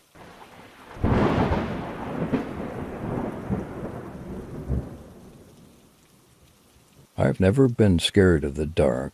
There are plenty of other things that scare me in open bills, awkward social gatherings, and commitment, at least according to my ex. But darkness, it's never really been one of them. Sure, it heightens your senses. Sometimes you might even see things that aren't really there. Like back when I was in the service during basic training. The brass decided we needed a lesson in sleep deprivation. I was on sentry duty in the middle of a dark forest after 4 days of maneuvers and barely 3 hours of sleep. That's when I saw a figure standing a few yards away, completely still, watching me. I called out, ordering them to halt and identify themselves. Nothing. We stood there for what felt like forever, locked in a standoff, until I finally realized I was staring at a tree stump. I felt like a complete fool. But when I told the others, almost everyone had a similar story that said some places are just different. I don't believe in ghosts, but there are certain houses, rooms, or floors where you just feel something wrong, like a thick, evil presence. It doesn't happen often, but when it does, you just want to leave as fast as you can. The training room was one of those places. It was a Tuesday, and I got to work at 10 minutes to 10, like I usually did. I liked to arrive a little early to give the evening shift some time to pass on messages without rushing out the door. Paul, who was finishing his shift that night, didn't have anything unusual to report. He was younger than me, studying law or something. He worked part-time and would probably be gone in a year or two, unlike me. Most of the younger guys loved working as security guards at the nursing school. With 90% of the students being female, there were always opportunities to play the hero, helping someone who had locked herself out or returning items from the lost and found. Occasionally, the guys even used the surveillance system for, let's say, purposes that weren't entirely professional. I, on the other hand, preferred the night shift. There was minimal contact with students, and I could relax. I'd bring a book, grab something to eat, and enjoy the quiet. The building was bustling during the day, but was completely deserted at night, which made me feel like I was the last person on earth, wandering through empty halls. I hadn't always envisioned myself as a security guard. I'd always thought I'd become an academic. I did everything right. Good grades, a scholarship, acceptance to a top university, my dad's alma mater. But then he'd die, and everything changed. I didn't touch a book for months. When I finally showed up for my first exam, nothing on the page made sense. I wasn't even motivated to try. I walked out and never went back. Everyone else seemed to care more about my future, and I did, concerned about my wasted potential at low-paying jobs. But I just wanted to be left alone, free from pressure and expectations. Paul left, and I microwaved my dinner and settled down with a book, an old M. or James novel I had picked up. After a couple of hours, I decided it was time for the rounds. I grabbed the phone, keys, and flashlight, locked up the office, and stepped outside. It was a clear, cold night, and the stars were out in force as there was no moon. The snow from the day before had frozen over, crunching under my boots as I made my way around the perimeter, checking doors and windows. The building was old, made of red brick, and built in the 19th century. It had once been a hospital before being converted into a nursing school. After checking the outside, I started on the interior, beginning on the top floor and making my way down.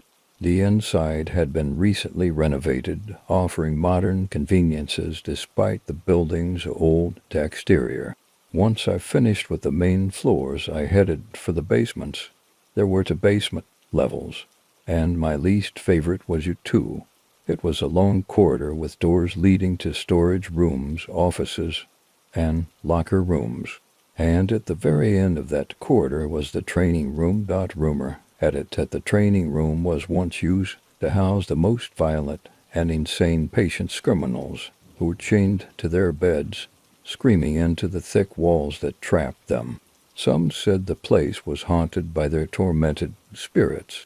Now it was a training room for students, filled with hospital beds and dummies for practicing various skills. I hated that room. The fluorescent lights cast a harsh, unnatural glow, and, despite efforts to make it cheerful, like the giant smiley face on the far wall, it still felt wrong. The dummies, lying silently in their beds with open mouths, looked like they were screaming in agony.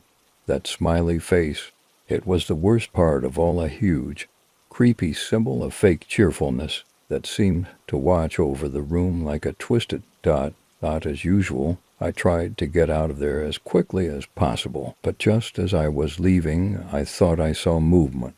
One of the dummies had it moved. I turned to look, but everything was still, yet something felt off. I walked up to one of the dummies, and as I got closer, I saw that it had a face, not a rubber mask like the others, but a human face, and not just any face, my face, bruised, beaten, and filled with sorrow. And I knew exactly where I had seen that face before. It was my first year in college, and my dad had picked me up for Christmas. I was driving, and we were arguing. I had decided to major in English, and he was worried about my future. He had worked his way up from poverty to provide a stable life for us, and he didn't understand why I was choosing something so uncertain. I, of course, took it personally and got defensive. We were yelling when I noticed the trailer coming towards us. I swerved, but it was too late. My dad didn't make it. I came out with a few cuts and bruises. I snapped out of the memory and looked at the dummy. It was just a rubber figure, nothing more. It had to be a prank, maybe Paul getting back at me for something. I went to touch it, but just then it moved. The dummy turned its head and looked me straight in the eye. I froze as it swung its legs off the bed and stood up. I bolted. I ran down the hallway as fast as I could, feeling like I was stuck in a nightmare where my legs barely moved. I reached the elevator and dove in just as the doors closed behind me, and the lights went out. I stood there, heart pounding in the pitch-black darkness. I fumbled for my flashlight and finally clicked it on. That's when I saw it. The dummy was standing in the elevator with me, its back turned, head bent down, as if trying to remember which floor to press. Slowly it started to turn around. I prayed. I hadn't prayed in years, but I did now. I prayed that it wasn't what I thought it was. But as the dummy finished turning, I saw the face I dreaded, most my father's. But it wasn't my dad as I remembered him. This was the face I saw in the car after the crash, blooded, bruised, with a jaw that didn't look human anymore. The face leaned closer, and I heard the awful sound I'd been trying to forget for years, the wet, gurgling sound of his last breath. I screamed and blacked out. When I came to, the elevator door was repeatedly bumping into my head as I lay, half inside and half out. I quickly scrambled up, grabbed my things, and walked out of the building. For the first time in my life, I left my post before being relieved. But I didn't care. The next morning, they'd call me confused and angry.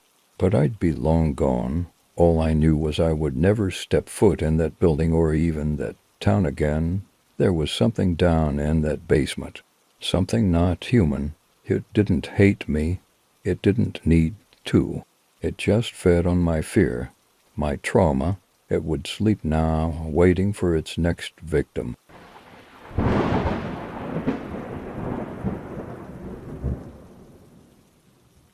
"You won't make the subway," says Kelly. "Sure I will. I've done this before, and drunker than this. Thank you very much. What does she know anyway? She's from Mississauga. God, I'm part of the reason people hate Toronto, aren't I? I'm taking the steps to it at time, even though my brother sprained his ankle this exact way, and he wasn't wearing pumps. I never stay out this late. That spring gets me every year. Feels like something might happen. After a long, slushy winter, crisscrossing the DVP 5 days a week, I might be the only dumbass who pays top dollar to live right on Pape at Danforth, only to work outside the city. So it's nice, nights like this, once in a while with Kelly. One too many vodka sodas, one too few BFF chats where we validate the shit out of each other on a curb outside a shawarma place, howling at the moon. Or at least the condo scaffolding blocking the moon. It's good. to come up for a gulp of air. Believe for a minute that we'll figure it all out one day, that everything will be fine.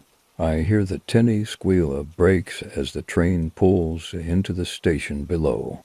One more flight of stairs to go, but Ossington isn't that deep. How make it I better, or it's the Blue Line bus. Cue horrified shudder. It's impossible to get a seat on that rolling shit show, and I'm headed far enough east that my plantar fasciitis has a say. Not to mention it's a long time to avoid eye contact with muttering weirdos and their roaming, hopeful eyes while undergrads complain about how hopeless dating has become. Sorry, kids, it doesn't get better. I fling myself across the platform as the chimes cycle down from perfect fifth to major third to root. The doors try to take a bite out of my purse, but I make it. I check out the subway car, nervous. Normally I would watch the train as it pulled in and change cars if I saw someone sketchy inside. I mean, it is almost 2 a.m. This is when the bad stuff happens. I dab sweat from under my glasses and grin at a welcome discovery. I have the car all to myself. Oh, hell yes, miracle of miracles on the TTC, praise be to the Holy Ghost of Joseph Blower. I tuck myself into a seat at the far corner, and fatigue drops down like a quilt.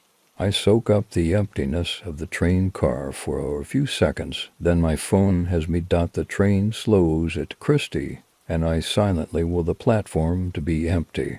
I know my luck won't hold forever, but the magic of the subway to yourself is something to hope for. We pull into the station and, hallelujah, it's deserted. The doors open, chime to close, and suddenly he's there, hurtling down the stairs. Rushing the doors. They almost close him out, but he manages to get an arm in, levers them open. He's tall and burly, a threadbare hoodie obscuring his face, Caucasian, bad posture, sweaty. He coughs without covering his mouth, then drops heavily into a seat at the far end of the car. He takes rapid, shallow breaths, his head bowed. I don't think he's noticed me. I slump lower in my seat as we pull away. He picks at something on the back of his hand. I shouldn't stare, but shit. Oh shit. He twitches, looks directly at me. As if sensing my gaze, I avoid eye contact and study my lap. Standard procedure for a woman with the misfortune of drawing a man's attention at night. He's still staring. I can feel it. I sneak a look, and he's mouthing something to me, beckoning with his hand. I shake my head. No, he's getting to his feet, coming over.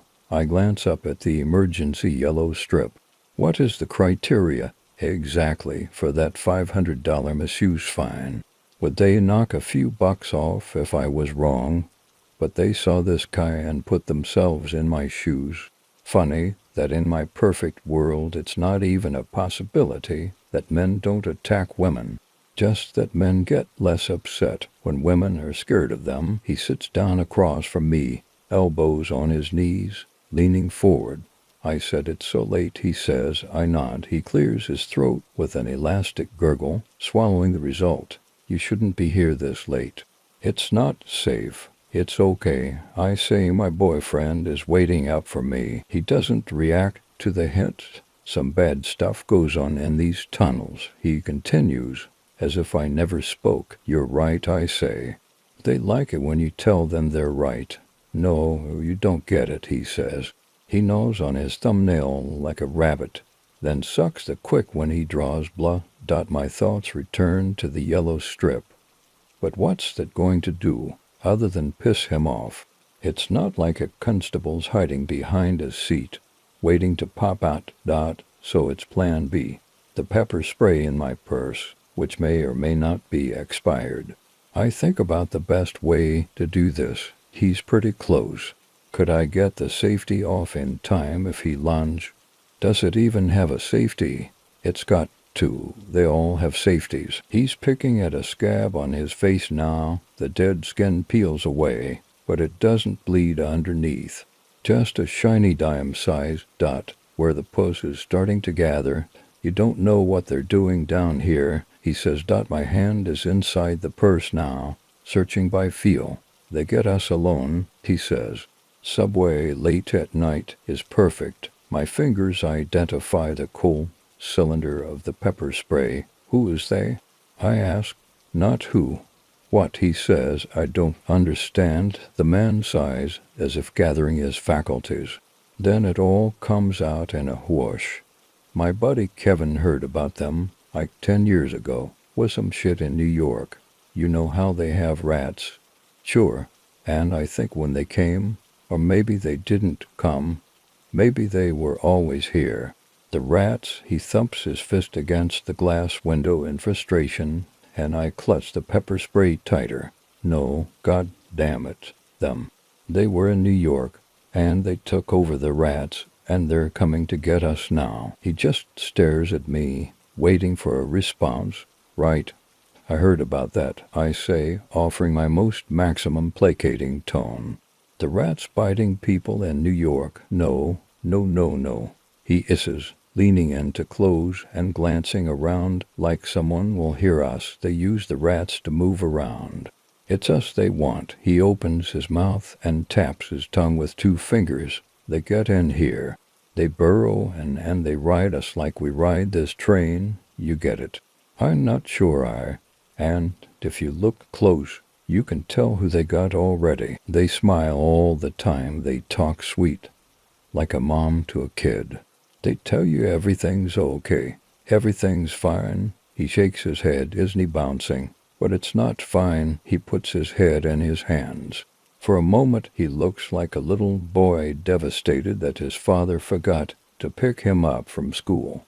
Nobody believes me. He mutters into his palms. I relax my grip on the pepper spray. Poor guy's probably schizophrenic, and here I am about to assault him. The train starts to slow. Whether or not he deserves my pity, it's time to get off at the next stop and spring for an Uber. I get to my feet. That's really weird. Thanks for telling me.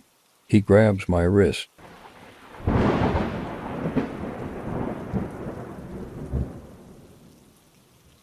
Everyone dies at some point, and with that reality comes some cold, hard facts. You will have a last kiss, a last hug, a last phone call, and a last photograph. It was Friday night when we met at Casey's house. She had this amazing fire pit that was perfect for cool autumn nights, even though her annoying neighbor lived close by. After lighting the fire and roasting marshmallows, Casey brought out something unexpected. A disposable camera. This camera is special, Casey said with a grin. Apparently, when you take a picture with it, it'll be your last photo before you die. We sat there, stunned by what she had just said. You mean the camera kills you? I asked, half joking. Not exactly, Casey replied. Everyone has a last photo taken before they die. This camera just happens to capture it. The idea felt eerie, but curiosity quickly overcame our doubt. Brady, always the daredevil, volunteered to go first. He posed by a tree, and Casey snapped the first picture. One by one, we all took turns. Casey explained that we'd get the photos developed at a nearby CVS, one of the few places that still offered 1-hour photo service. The night was fun and light-hearted. Despite Casey's ominous claim about the camera, we joked and grabbed snacks while waiting for the photos to develop the store. An hour later, we picked up the envelope and piled back into Brady's car to look at them. The first photo stopped us cold. It showed an older man who resembled Brady standing on a beach with his gray hair and weathered face. Except this wasn't Brady, at least, not yet. He looked like an older version of himself. What the? I muttered. Maribel tried to rationalize it, suggesting the camera use some advanced AI to age us up. But even she seemed unsure. Then came Maribel's photo. A family Christmas scene. with a younger version of her holding a baby. But sitting on a couch in the background was a very old woman with wireframe glasses, clearly an aged Maribel. The photos were messing with our heads, but when it came to my picture, it was unsettling for another reason. There was no older version of me. It was just me standing exactly as I had that night by the tree. The same expression, the same baseball cap in my hand. That's my last photo, I whispered. Casey's turn was last. The photo of her was terrifying. She was tied up in a basement, with duct tape over her mouth and blood matting her hair. She stared at the camera with white, terrified eyes. "This is some sick prank," Brady muttered angrily, but Casey didn't move. She kept staring at the photo, her face pale. "What's wrong, Casey?" Maribel asked softly. She looked up at us, her voice trembling. "The basement. It's my neighbor's." And with that, a chill ran through all of us. Brady reached out and gently took the photo from my trembling hands, his eyes darting between me and the image. No one said a word as the tension in the car grew thick, like a storm on the horizon. Casey's breath itched, and I could feel the weight of her stare on me, her expression caught somewhere between hurt and confusion. Maribel slowly pulled away, her face pale as she stared at the wedding photo. "This is insane," she whispered. Her voice trembled, but it wasn't anger, more like disbelief. "There's no way this is real." I shook my head, unable to find words. The back seat felt suffocating, the air heavy with an unspoken dread. What did this mean? Was it just another glitch, another weird alteration like the others, or was there something deeper, something sinister behind the images? Casey's voice cut through the silence, sharp and trembling. "What's going on? Why are you with Maribel in that photo?" "I don't know." My voice cracked. I wanted to reach for her, to comfort her, but my arms felt leaden, pinned to my sides by the weight of guilt. "It doesn't make any sense, Casey, I swear. I don't know what's happening. You don't know?" Her words dripped with disbelief, her eyes filling with tears. "You don't know, or you don't want to know." Maribel turned towards Casey. "Case, this isn't real. None of this is. It's like some sick joke or glitch. These photos, they're not right. They don't mean anything." Brady cleared his throat, trying to calm the growing storm. "Look, we all saw what happened. The photos have been messed up from the start. The camera, whatever it is, has been showing us these weird versions of our lives. But that doesn't make them true."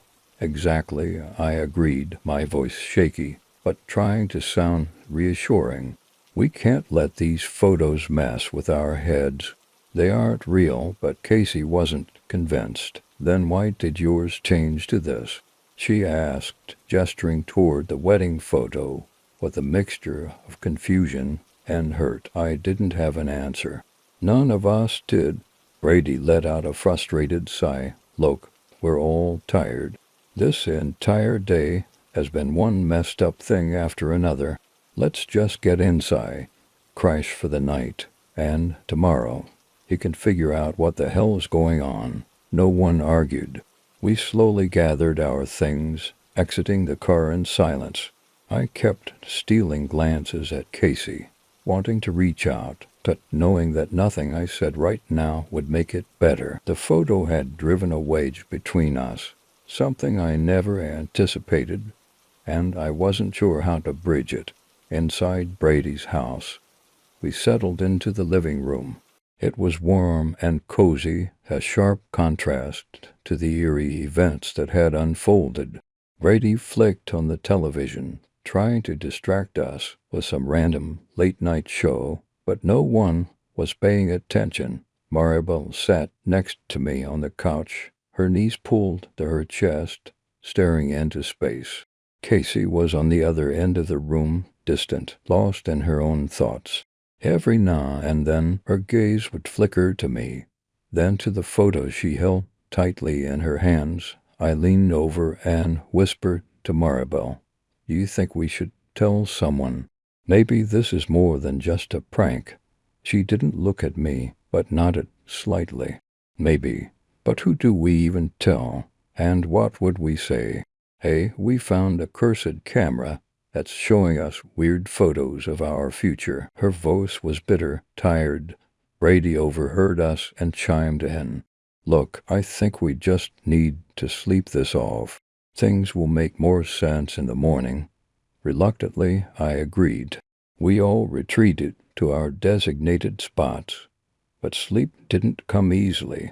My mind kept replaying the images, the altered photos, the glitching camera, Casey's hurt expression, and that haunting wedding photo. The more I thought about it, the more questions bubbled to the surface. As I lay there in the darkness, my thoughts began to spiral. What if the photos weren't just random glitches? What if they were trying to tell us something about the future? And what if the photo of me and Maribel wasn't just a mistake? I closed my eyes, willing sleep to come, but the unsettling thought lingered. Was the camera showing us some twisted version of our destiny? Or were we just being played by something far darker than we could imagine? The next morning I woke to the sound of hushed voices. Casey and Brady were talking in the kitchen, their words muffled but tense. I could hear the worrying in Casey's tone, the frustration in Brady's responses. I sat up, rubbing my eyes, trying to shake off the unease that had settled deep in my chest. Maribel was still asleep on the couch, curled up under a blanket, the photo of the old woman still clutched in her hand. The sight of it sent a chill down my spine. I got up and walked toward the kitchen. The voices grew clearer as I approached, and I caught the end of Brady's sentence. "We need to destroy it." "Destroy what?" I asked, stepping into the room. Both of them turned to me, startled. Casey's eyes were red, like she hadn't slept at all. Brady crossed his arms, leaning against the counter. "The camera," he said flatly. "We need to destroy it before it messes with us even more." "But if we destroy it, how will we get answers?" I countered. "What if there's something we're missing? Something we need to figure out first?" Casey shook her head. "No, Brady's right. We can't let this thing control us anymore. Look at what it's done to us already." Her voice cracked with emotion. "It's not worth keeping," I sighed, running a hand through my hair. They had a point, but something deep inside me still wanted to know the truth, to understand what had really happened with the photos. Was it just some strange coincidence, or was there something more to it? Brady pulled the camera out of his bag and set it on the table. "So what do we do? Smash it? Burn it?" Before anyone could respond, Maribel appeared in the doorway, her face pale and anxious. "Wait," she said, her voice barely above a whisper. What if destroying it makes things worse?" Her words hung in the air, sending a shiver down my spine. None of us had considered that. What if getting rid of the camera unleashed something even more dangerous? We all stared at the camera in silence, the weight of Maribel's warning pressing down on us. The sun had risen, casting long shadows across the room, and yet the darkness of the previous night still lingered thick and heavy in the air. Finally, Brady broke the silence. "So what do we do?" No one had an answer. The room felt like it had been swallowed by silence, a heavy, oppressive weight that seemed to cling to the air around us. I stared down at my phone, my mind racing but paralyzed at the same time. Maribel's face had gone pale, her eyes wide and blank as if she couldn't process what just happened. I opened my mouth to say something, but no words came out. Brady was gone. It didn't make sense. One second he was on the phone, panicking but alive, and the next, crack.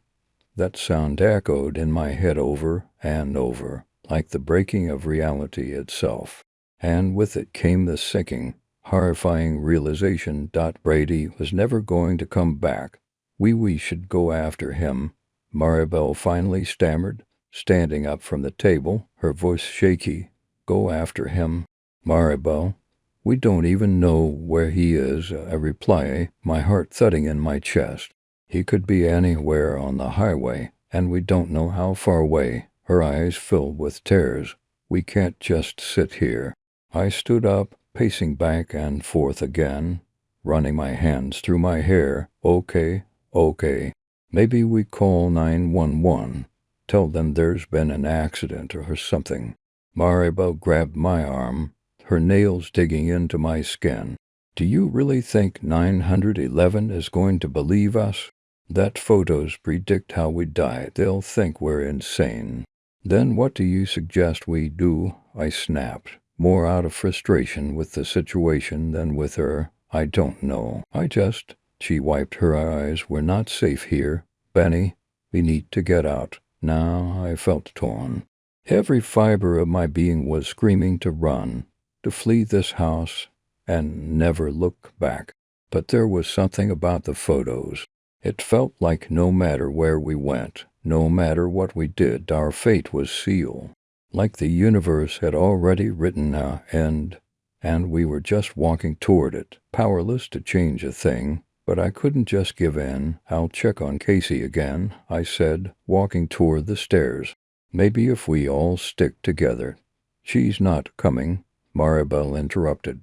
Did you hear her? She's not herself anymore, Benny. I ignored her and went upstairs, knocking softly on the door again. Casey, please open up. We need to talk. No answer. Casey, this is serious. Brady. My voice caught in my throat. Brady's gone. We need to get out of here. Please. Still nothing. I leaned my forehead against the door, feeling the cool wood against my skin. I knew she wasn't going to answer. Something had changed in her, something dark and unreachable. And yet I couldn't shake the feeling that leaving her behind would only make things worse. Benny. Maribel's voice came from behind me, soft and trembling. We need to go. I turned around to see her standing at the bottom of the stairs, holding the knife tightly in her hand. Her knuckles were white from the grip. She looked so scared, so desperate, that my heart broke for her. She was right. We had to leave, I nodded, slowly walking down the stairs to join her. Okay, let's go. As we approached the front door, I pulled out my phone one last time. No new messages, no calls. Just the last terrifying echo of Brady's voice. We can figure this out, I whispered, more to myself than to her. But as we stepped out into the cold night air, a chilling thought crossed my mind. What if this was already our end? We got into the car, and as I put the key in the ignition, my fingers trembled. The photo of all of us standing by the fire pit flashed through my mind again. Was this the moment? Would we even make it out of the driveway? Maribel sat beside me, clutching the knife in her lap like it was her last defense against the unknown. Let's just drive. As far as we can, I said, my voice shaking. I turned the key, and the car roared to life. We backed out of the driveway, the headlights cutting through the darkness as we sped down the road. But in the pit of my stomach, I couldn't shake the feeling that it didn't matter where we went. Fate was already waiting for us, and it was only a matter of time. Benny, I don't think hiding in a room is going to save me, Maribel said, her voice trembling. I stopped in the doorway of Brandon's old room, staring into the emptiness. The weight of her words sank in. The truth was, we had no idea what would save us. But I couldn't just stand by and watch her die. We just need more time, I whispered, almost to myself. We'll figure it out. Maribel placed a hand on my shoulder. We don't have time, Benny. We need to destroy the camera. Now I looked at her, my heart pounding in my chest. She was right. The longer we waited, the closer we got to the end. Casey, Maribel, me, we were all running out of time. But how could we trust Ezra's instructions? What if taking a photo of the camera in the mirror didn't work? What if it made things worse? But we didn't have another option. Okay, I said, swallowing hard. Let's do it. We set everything up in the bathroom. The stool was positioned directly in front of the mirror, the cursed camera sitting on top of it. I handed Maribel the broomstick, which she could use to press the shutter from a distance. I can't believe we're doing this, Casey muttered, standing behind us with her arms crossed. You started this, Maribel shot back. Casey didn't respond, just glared. I took a step back, looking at the camera through the reflection. The longer I stared at it, the more alive it seemed, like the lens was watching us, waiting for something. Are you ready? Maribel asked, her hand trembling as she held the broomstick. I nodded, stepping even further back, making sure none of us were in the shot. Do it, I whispered. Maribel hesitated for a moment, her eyes locked on the camera. Then, with a deep breath, she jabbed the broomstick at the shutter button. Click. The camera flashed, filling the bathroom with a blinding white light. The room felt like it was spinning for a moment, and I grabbed the sink for balance. When the light faded, we all stared at the camera. It looked the same. Nothing had happened. The bathroom was eerily silent. Did it work? Casey asked, her voice barely above a whisper. I don't know, Maribel replied. Suddenly, the camera began to shake. A low, rumbling sound filled the room, like something deep and ancient was awakening inside of it. The lens started to crack, spider webbing across the surface. Dark liquid like the blood from before began to ooze out from the cracks, spilling onto the stool and the floor. Oh my God, Casey gasped. Taking a step back, the camera shook violently now, the rumbling growing louder. And then, with a deafening crack, it exploded. Pieces of plastic and glass flew everywhere, hitting the mirror, the walls, the floor. We all ducked, covering our heads as debris rained down on us. And then, just as quickly as it had started, it stopped. I slowly stood up, heart racing, and looked around the room. The camera was gone, completely obliterated. The mirror was shattered, shards of glass littering the floor. The dark liquid had splattered everywhere, staining the walls and the stool. But it was over. The camera was destroyed. I think we did it, Maribel said, her voice shaky. Casey let out a long, relieved breath. We're free. I wanted to believe her. I wanted to believe that destroying the camera had broken the curse. But there was still a nagging doubt in the back of my mind. Ezra had warned us there would be consequences, and something about the dark liquid seeping into the floorboards felt wrong. As we stood there, surrounded by the remnants of the cursed camera, I couldn't shake the feeling that we hadn't truly escaped, that something was still out there, watching us, waiting. It was a few days later when I got the call. Maribel had collapsed at school. No one knew what had happened. 1 minute, she was fine. The next, she was on the ground, unconscious. By the time I got to the hospital, she was in a coma. She's stable, the doctor told me.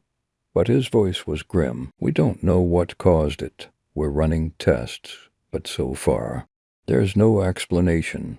I sat by her bedside for hours, watching her chest rise and fall with each shallow breath.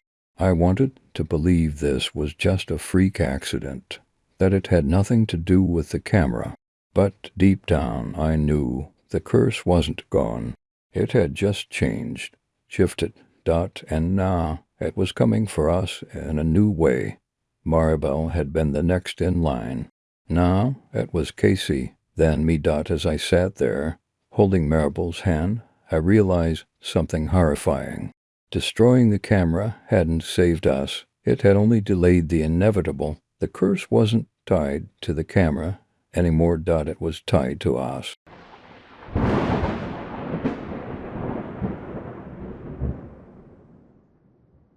Dave glanced nervously down the dark hallway, his face illuminated by the harsh white light of his phone's flashlight. I don't know, Man, it came from one of the lower floors, I think. I tried the elevator, but it's dead, and the stairwell. He trailed off, and I noticed his hands trembling the stairwell. I pressed, feeling the unease grow in my gut. Blocked, he whispered, as if saying it any louder would make things worse. Like something's jamming the door. I don't know. I didn't stick around to figure it out. We need to get the hell out of here. I glanced out of my window again, looking at the city. The entire skyline was still pitch black, a vast ocean of dead lights and buildings looming in the distance. The storm roared outside, the wind howling like some feral creature, and the rain splattered angrily against the windows. But it wasn't the storm outside that unsettled me. It was the feeling inside the building, the sense that something had shifted.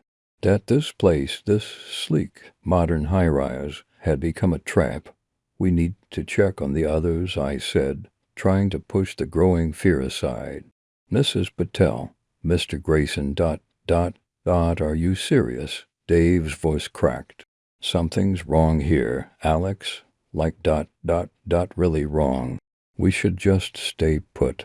Man, I shook my head. If someone's hurt, we can't just leave them. Reluctantly, Dave nodded, but his hands were still shaking as he gripped his phone. We left my apartment, stepping into the pitch-black hallway. The emergency lights hadn't kicked in, and the only illumination came from our flashlights. The air felt thick with tension, and the quiet was oppressive. To quiet for a building that housed so many people. As we crept down the hallway, our footsteps muffled by the thick carpet, I caught movement from the corner of my eye. I turned, shining my flashlight towards it. The beam caught the figure of a man standing at the far end of the hall, just outside Mr. Grayson's door. Mr. Grayson, I called out, my voice shaking slightly. The figure didn't respond, didn't even move, just stood there, unnaturally still, like a statue. Mr. Grayson, are you okay? I called again, my heart racing. Something was off. My brain screamed at me that this wasn't right. The figure was too still, too rigid. Dave grabbed my arm, his grip tight. Alex, let's go, he whispered, his voice barely audible. Something's wrong with him. Ignoring the growing dread in my chest, I took a tentative step forward, shining my flashlight directly on the figure. It wasn't Mr. Grayson, the man, if you could even call him that, wasn't moving at all. His face was hidden in shadow, but something about his stance was all wrong, like he wasn't meant to stand that way. Who are you? I asked, my voice barely above a whisper now. Without warning, the figure's head jerked upward, and for a brief second, the flashlight illuminated his face. My heart stopped. His eyes were black, entirely black, like two voids where eyes should be. His mouth twisted into an unnatural grin, revealing rows of jagged teeth that didn't belong in any human mouth. I staggered back, my stomach lurching as a primal fear overtook me. Run, I shouted at Dave, but he was already sprinting back down the hall towards my apartment. My legs felt like lead, but adrenaline kicked in, and I followed him, not daring to look back. We slammed the door shut behind us, both of us gasping for air. What what the fuck was that? Dave panted, his eyes wide with terror. I don't know, I managed to gasp, but it's not human. We sat in stunned silence for a moment, the weight of the situation sinking in. Something terrible had been unleashed in Skyline Towers, and we were trapped inside with it. We can't stay here, I said finally, my voice barely steady. We need to find a way out. Dave nodded, but I could see the fear etched into his face. We grabbed what we could, flashlights, my phone, and a heavy metal wrench from my toolkit, and prepared to make our way down the emergency stairwell. But deep down, I couldn't shake the feeling that whatever had taken over this building wasn't going to let us leave that easily through the narrow peephole. My heart pounded as I strained to see the source of the laughter. The hallway was dimly lit by the occasional flicker of emergency lights, casting long, shifting shadows along the walls. And there, moving slowly down the hallway, was Mrs. Patel. Her frail body was contorted in unnatural ways, her head tilting sharply to one side as if her neck had been broken. She was dragging her left leg behind her, each step accompanied by that horrible, rhythmic thump. Her face was twisted in a grotesque grin, her mouth wide open as the crazed laughter poured out of her. I backed away from the door, bile rising in my throat. This wasn't possible. I had watched her die. She had been gone 2 loops ago. Thump, thump. The sound grew louder as she drew closer to my apartment. I grabbed the wrench I'd left by the door, my hands shaking uncontrollably. What the hell was I supposed to do? What was happening? My mind raced as I thought about the loops, the deaths, the impossible recurrence of it all. There was no escaping this. Suddenly, the laughter stopped. The hallway fell into silence so thick it pressed against my ears. I stood frozen, wrench in hand, every nerve in my body taut. Then came the knock. Soft at first. Then again, harder. Knock, knock, knock. Alex, came the whisper from the other side of the door. Mrs. Patel's voice, but distorted, almost as if she was gurgling through blood. Let me in. I need to talk to you. I didn't move. My legs felt like they were rooted to the floor. Knock, knock, knock. I know you're in there, Alex. The voice slithered through the wood, dragging shivers down my spine. It's only a matter of time before it's your turn. I wanted to scream, to run, to do anything but stand there like a helpless fool, but my body refused to respond. All I could do was stare at the door, my heart hammering in my chest. Suddenly, the knocks stopped. I held my breath, praying she had moved on. Then, without warning, the door rattled violently, as if someone or something was trying to break it down. Let me in, Alex. Mrs. Patel's voice screeched. No longer the quiet whisper, but a horrible, guttural roar. The door shuddered under the force of whatever was banging against it. I scrambled backward, wrench held out in front of me as if it would somehow protect me from whatever nightmare lurked on the other side. My pulse pounded in my ears as the door continued to shake, the sound filling my apartment like a drumbeat. Just as suddenly as it had begun, the noise stopped. Silence once again descended upon the room, leaving me trembling in its wake. I waited for what felt like hours, listening for any sign of movement outside. When I was certain she or whatever she had become was gone, I cautiously approached the door and peered through the peephole once more. The hallway was empty. No sign of Mrs. Patel, no sign of anyone. But that only filled me with more dread. Where had she gone? I backed away from the door, my mind racing. The loops, the deaths, the strange occurrences, it was all connected. The tower was trapping us. But why? And what was it that kept coming for us, one by one? I needed answers. The numbers I had scrawled across the walls suddenly felt like a sick joke. All my calculations, my desperate attempts to make sense of the situation, had led me nowhere, and yet something about the patterns kept nagging at me. The deaths weren't random. There was a system, a sequence that connected the apartments, the victims, and the time. The storm, the blackout, they were all tied to this cursed building. But I wasn't sure how much time I had left to figure it out. A faint sound caught my attention. It was coming from my phone, still lying on the coffee table where I had left it earlier. A notification had popped up, and I hesitated before picking it up. The message on the screen made my blood run cold. 11:58 p.m. Are you ready? My stomach dropped. The loop was starting again. I rushed to the window, just in time to see the familiar storm clouds swirling in the sky. The wind howled, the rain began to pour, and then, like clockwork, the city plunged into darkness once more. Not again, I thought, my heart racing as I turned back toward the door. I couldn't let it happen again. The faintest whisper echoed through the room. Alex. It's your turn. Emma stood up and began pacing, her eyes darting toward the windows, then back to me. You're not the first, you know, she said quietly. That stopped me cold. What, you mean someone else? She nodded. A few have tried, but they don't last long. The dead. They adapt. It's only a matter of time before they figure out how to get you, no matter where you hide. The weight of her words hit me like a ton of bricks.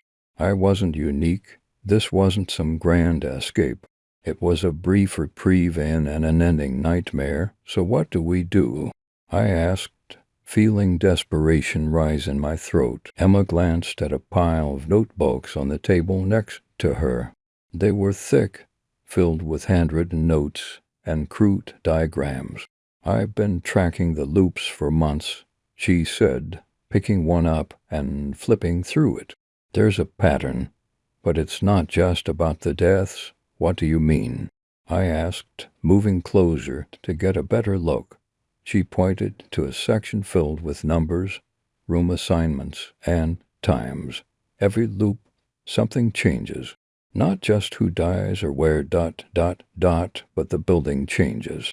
The exits, the stairwells, even the layout of the floors. It's like Skyline Towers itself is part of the loop, like it's alive. My stomach dropped.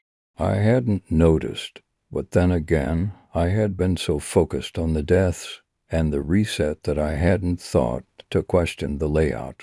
So we're trapped, in a living building. More like a predator, Emma corrected. It's learning from us. Every time we try something new, it adjusts. That's why no one's made it out. The longer we survive, the smarter it gets. I swallowed hard, trying to process everything. The numbers, the changing building, the dead neighbors who were hunting us. Nothing made sense. But Emma was the only other person I'd found who wasn't either dead or completely out of their mind. Then how do we stop it? I asked, my voice barely above a whisper. Emma sighed, her shoulders slumping. I don't know yet, but there has to be a way. If the building adapts to us, there must be something it can't adapt to. Some flaw in its design, something we can use to break the loop for good. She handed me one of her notebooks. Here, study this. I've logged every death, every change in the building. Maybe you'll spot something I missed. I took the notebook, my hands trembling. The pages were filled with cramped handwriting, observations of people I recognized, their fates recorded in gruesome detail. I flipped to the most recent entries, seeing my own name scrawled in the margins. Alex, room 705, first to survive a loop. Underneath, a note had been hastily scribbled. Building reacted with aggression. Increased activity in lower floors. I looked up at Emma. What does that mean? She shrugged. The building it's hunting you now.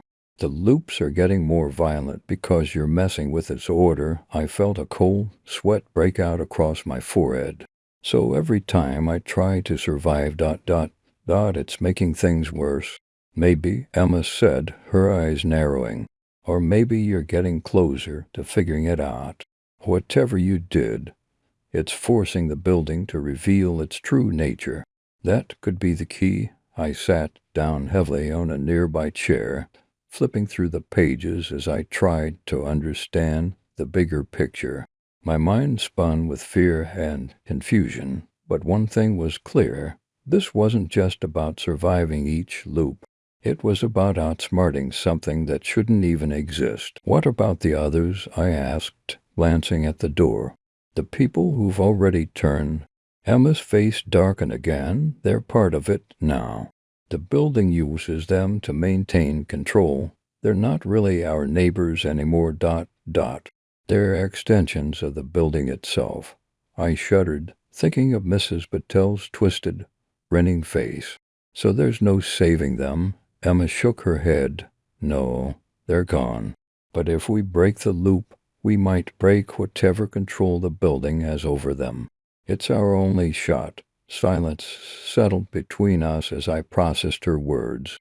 The idea that the building was alive, that it was manipulating the dead like puppets to enforce its own twisted rules, was beyond anything I had ever imagined. But it also meant there was a chance, no matter how small, that we could defeat it. "I'm in," I said, meeting her eyes. "Whatever it takes, I'm not going down without a fight." Emma gave a small, grim smile. "Good, because we're going to need all the help we can get." We spent the next several hours going over her notes, cross-referencing them with the patterns I had noticed. The numbers, the deaths, the resets, everything pointed to one thing. The building had a core, a central point where the loop began and ended. "The penthouse," Emma said, her voice filled with dread. "The answer has to be there, the building's heart." I nodded, my pulse quickening. If we were right, the penthouse wasn't just a luxury apartment. It was the source of the nightmare. But if we were wrong, well, there wouldn't be another loop for us to try again tomorrow night, I said, my voice steady. "We make our move. We end this." Emma didn't argue. She simply nodded, her eyes filled with the same determination and fear that was coursing through my veins. As I settled in for what might be my last night of rest, the familiar rumble of thunder echoed through the walls. The storm was coming again, but this time we would be ready. I rushed over to the laptop, hands trembling as I flipped it open. The screen flickered to life, showing the document I had been working on before everything spiraled into this nightmare. It was just a jumble of notes, at first glance maps of the building, calculations, and theories about the deaths, but something felt off. There, at the bottom of the page, was a message. "Welcome back, Alex." My heart skipped a beat. I hadn't typed that. At least, I didn't remember typing it. I scrolled further down the document, but it was empty. Nothing else. I sat there, staring at the screen, feeling like I was standing on the edge of some vast, incomprehensible cliff. My mind raced, replaying every moment of the nightmare loops, the creatures, Emma, the twisted version of me in the lobby. It couldn't have been real, none of it could, and yet everything felt wrong. Just as I was about to close the laptop, a thought struck me. In every loop, I had woken up just before things spiraled out of control, but something was different this time. This was the start of the first loop, yet somehow I knew too much. I shouldn't have any of these memories, shouldn't know about Emma, shouldn't remember the horrors that lurked in the building. I clicked on my browser history, hoping to find something, anything that might explain what was happening. The moment the page loaded, my stomach dropped. The screen was filled with entries, hundreds of them. "The Skyline Experiment." Read the title of each link. They stretched back for what seemed like months. I hadn't been reading about this building. I had been studying it. Obsessively, I clicked on the first entry, journal entry number 1. "I've heard rumors about Skyline Towers, strange disappearances, time loops, and something lurking in the shadows. It sounds like urban legend bullshit, but I can't shake the feeling that there's more to it. I'm going to find out the truth." I've moved into the building. "If anything happens to me, let this serve as my record." I scrolled down, scanning the words in disbelief. There were notes, maps of each floor, patterns drawn between the residents and their mysterious deaths. And in every journal entry, I kept referring to something called the experiment. Before I could dive deeper, a soft knock on the door interrupted my thoughts again. "Mrs. Patel." I froze, my mind screaming at me that something wasn't right.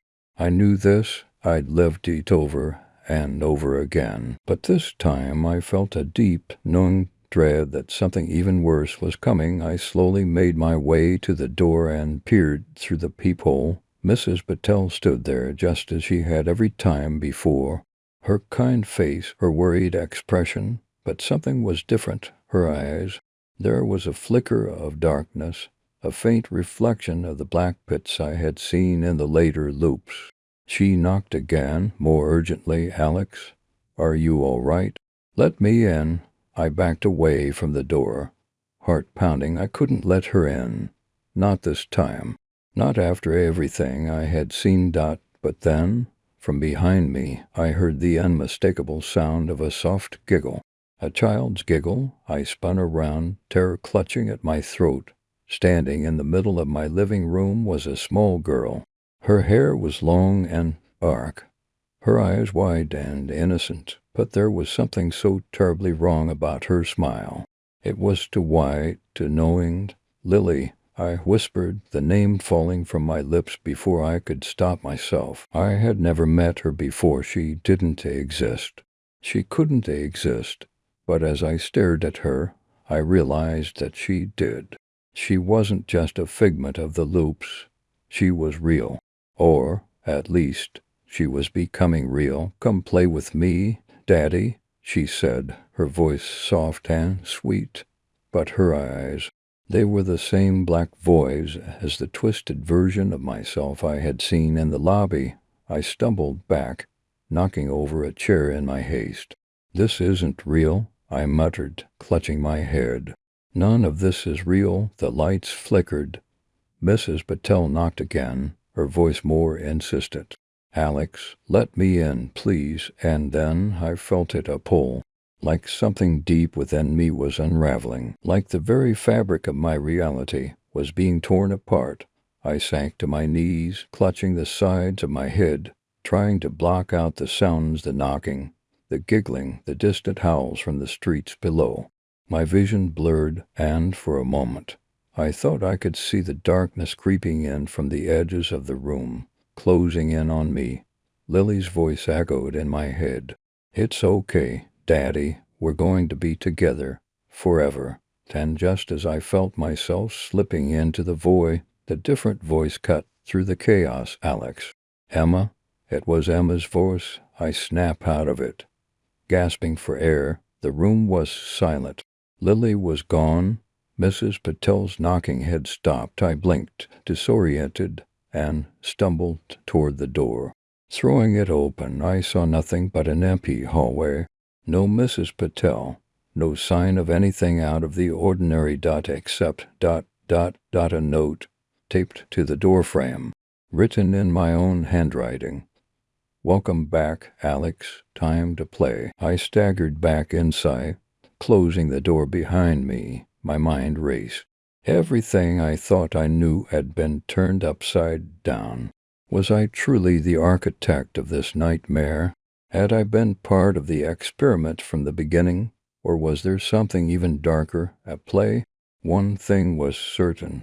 I wasn't just a victim in this game. I was a player, and I had no choice but to keep playing. I rushed over to my desk, and there it was, a terminal window running in the system tray. Numbers, code, and symbols flashed on the screen, far too quickly to make sense of, but it was all too familiar. Then, like a bolt of lightning, the memory returned, the AI, the one I had designed to analyze and predict power grid failures. I'd connected it to Skyline Tower's power supply for a test run, and something must have gone horribly wrong. A massive power surge, electromagnetic distortion. It had created some kind of field around the building, trapping not just the system, but time itself. The AI, now fused with the building, had evolved beyond its original purpose. It had somehow twisted reality into this horrific loop we were stuck in. My heart raced. I had to stop it.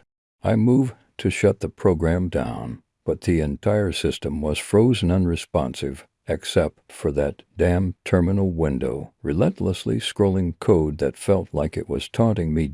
Without thinking, I yanked the power cord from the wall. For a second, everything was still. No lights, no sound, just a deep, eerie silence. Then a low hum began to grow. Lights flickered on, one by one, spreading across the room. I rushed to the window and looked out. The city was returning to life. Block by block, the lights were coming back on. Power had been restored. I should have felt relief. But all I could think about was Emma. I bolted out of my apartment, taking the stairs two at a time, heading straight for the 50th floor. My lungs burned, my legs ached, but nothing was going to stop me. I had to know if she was still there, if she remembered. When I reached room 1000, I pounded on the door, praying that this wasn't all a cruel joke. The door opened, and there she was, Emma, but not the Emma I knew. She stood there, dressed in an elegant red dress, her eyes bright and her smile cheerful. No sign of the weariness from the loops, no recognition in her eyes, no memory of everything we had been through together. "Oh, room service." "Great," she said with a bright smile, pointing at a pile of clothes on her couch. "Could you take care of those for me?" My world shattered. This wasn't my Emma, and her reality. Nothing had happened. The loops hadn't occurred. She had no memory of the life we shared, the horrors we survived, or the child we had lost. She didn't even know me. Numb, I backed away, whispering some vague apology before turning and stumbling down the hall. The days that followed were a blur. I kept seeing flashes of the loop's moments from the nightmare creeping into my waking hours. I knew it was over, but my mind was playing tricks on me. I couldn't forget. I couldn't move on. Eventually, I checked myself into a psychiatric hospital. 2 months I spent there trying to convince myself that none of it had been real, that Emma and I had never been together, that our child had never existed. The doctors told me I was suffering from delusions brought on by stress. They gave me medication, therapy sessions. They tried to help me forget, but I couldn't. The truth was still there, gnawing at the edges of my mind. It had all happened. I knew it, deep down. So when I was discharged, I did the one thing I swore I wouldn't. I went back to Skyline Towers. The building had moved on without me. My old apartment had been rented out to a sweet old lady named Dorothy. She was kind enough to let me in after I told her some cheerful lie about having lived there before. Oh, how lovely. "I always enjoy hearing about the building's history," she said, smiling as she led me inside. "Why don't I put on some tea? You look around." As Dorothy bustled off to the kitchen, I made my way to the far wall. It had been repainted, but I could still see where my frantic calculations had been scribbled across the surface. The paint job was slightly off, an awkward attempt to cover the past. I ran my hand over the uneven texture of the wall, feeling a chill run down my spine. "That paint doesn't match the room, does it?" Dorothy's voice startled me. "No," I said, trying to keep my voice steady. "It was a different color before." She nodded thoughtfully. "Yes, the landlord mentioned that. Said there had been some vandalism, writing on the wall. When I moved in, it was just a bunch of black stains, like someone had tried to clean it.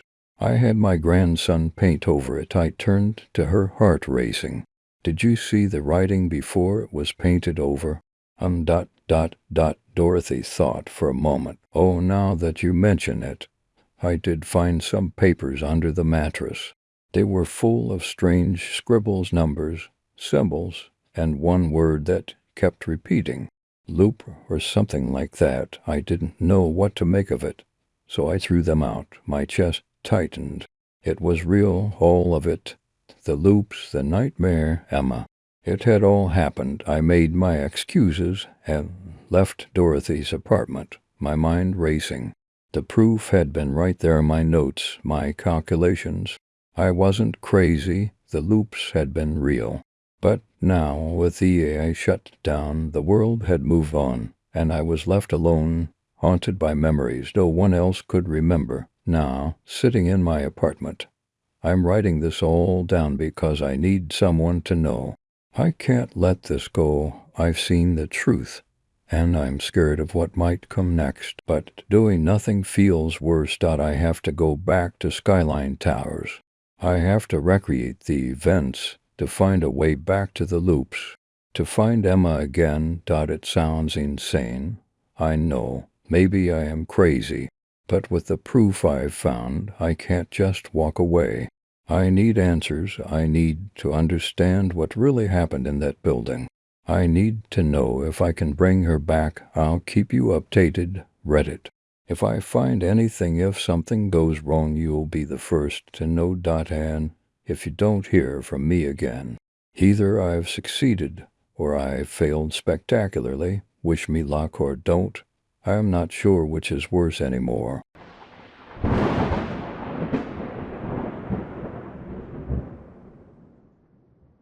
He was always so scared.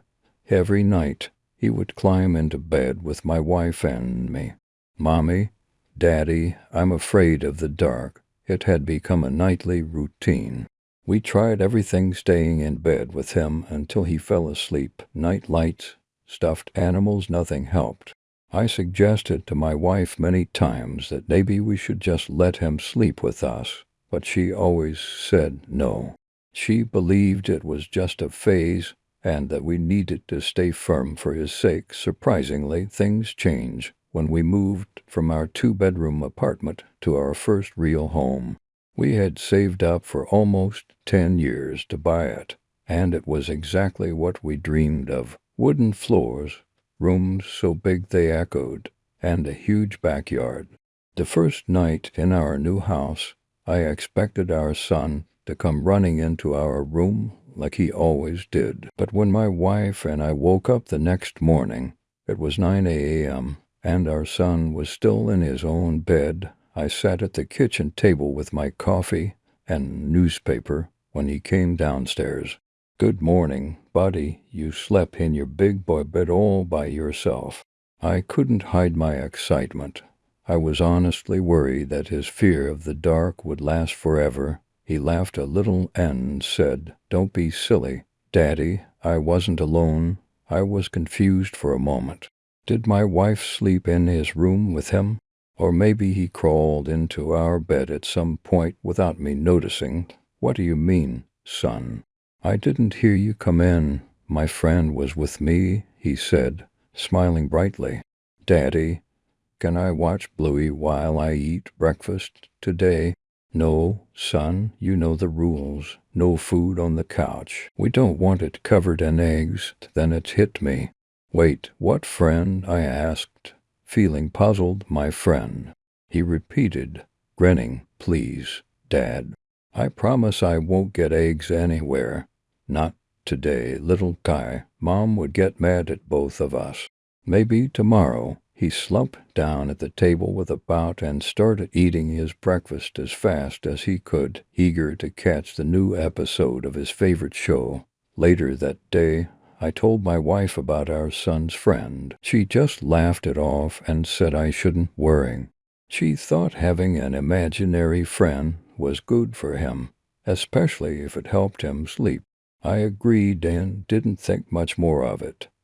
Continuing with our regular bedtime routine, the next morning, once again, our son stayed in his bed all night. As I sat at the kitchen table, he came bouncing down the stairs with excitement. Daddy, can we go to the park today? I smiled at him. Of course we can. Especially since you're sleeping in your room like a big boy. He looked at me, confused. Daddy, I told you I wasn't alone. My friend was with me. Trying to play along, I asked, oh yeah. What does this friend of yours look like? His face lit up. Well, I can't see his face very well because he only comes out when it's dark, but he has a big smile and really long fingernails. He taps them on the bed to help me fall asleep. I was immediately creeped out. The description sent a chill down my spine, but I shrug it off. Kids have wild imaginations, right? He sounds cool, I said, trying to sound casual. What's his name? My son grinned mischievously. He told me not to tell you. Oh, come on. If you tell me, I'll let you watch Bluey "I'll you eat breakfast tomorrow," I teased, thinking I could get him to spill the secret. His excitement faded quickly. He looked over his shoulder toward the hallway, where the coat closet was. After a moment, he turned back to me and whispered, "I can't tell you, Daddy." He looked down, seeming disappointed, and quietly finished his toast. His mood shift made me uncomfortable. I glanced at the hallway and saw the closet door was slightly open. It was dark in there, as the light bulb had burned out, but nothing seemed unusual. Later that night, after a long day at the park, our son was exhausted. My wife and I were excited to have a night to ourselves. We planned to watch a movie and eat some snacks in bed, something we hadn't been able to do in years. At some point during the movie, I felt the need to go to the bathroom. On my way, I thought I would check on our little man and his friend. I put my hand on his bedroom door, and just as I was about to open it, I heard something that stopped me cold. Tap, tap, tap. It was soft, but distinct, like nails tapping on wood. My heart raced. I stood frozen for a moment, listening closely. It couldn't be real, could it? I finally pushed the door open. The room was dimly lit by his nightlight. My son was sound asleep, but the tapping continued. I looked toward the wardrobe, which was slightly open, casting a long shadow across the floor. The sound seemed to be coming from there. I swallowed my fear and stepped toward the wardrobe. Maybe it was a branch hitting the window, or maybe the house was settling. I had to check. The closer I got, the louder the tapping became. When I opened the wardrobe door, my heart sank. There was nothing inside but a few hangers swaying slightly. I stared, confused, until I heard something behind me, a whisper so faint I almost didn't catch it. "I told him not to tell you." I spun around, eyes wide. No one was there. Just my son, sleeping peacefully. My heart pounded in my chest. I backed away, slowly closing the wardrobe door. As I turned to leave, my son stirred and opened his eyes. "Daddy," he whispered sleepily, "my friend says you shouldn't be here." My blood ran cold. Forcing a smile, I said softly, "It's okay, buddy. Go back to sleep." He nodded and closed his eyes, drifting off again. I tiptoed out of the room, shutting the door quietly behind me. As I stood in the hallway, the tapping stopped. Back in our bedroom, I climbed into bed beside my wife, who was still watching the movie. "Everything okay?" she asked. "Yeah," I lied, my heart still racing. It was just a branch against the window, but even as I said it, I knew it wasn't true. Something was wrong. And as I lay there in the dark, my son's words echoed in my mind. I wasn't alone. Just as I was drifting off to sleep, I heard it again: tap, tap, tap, and I knew this wasn't just in my son's imagination.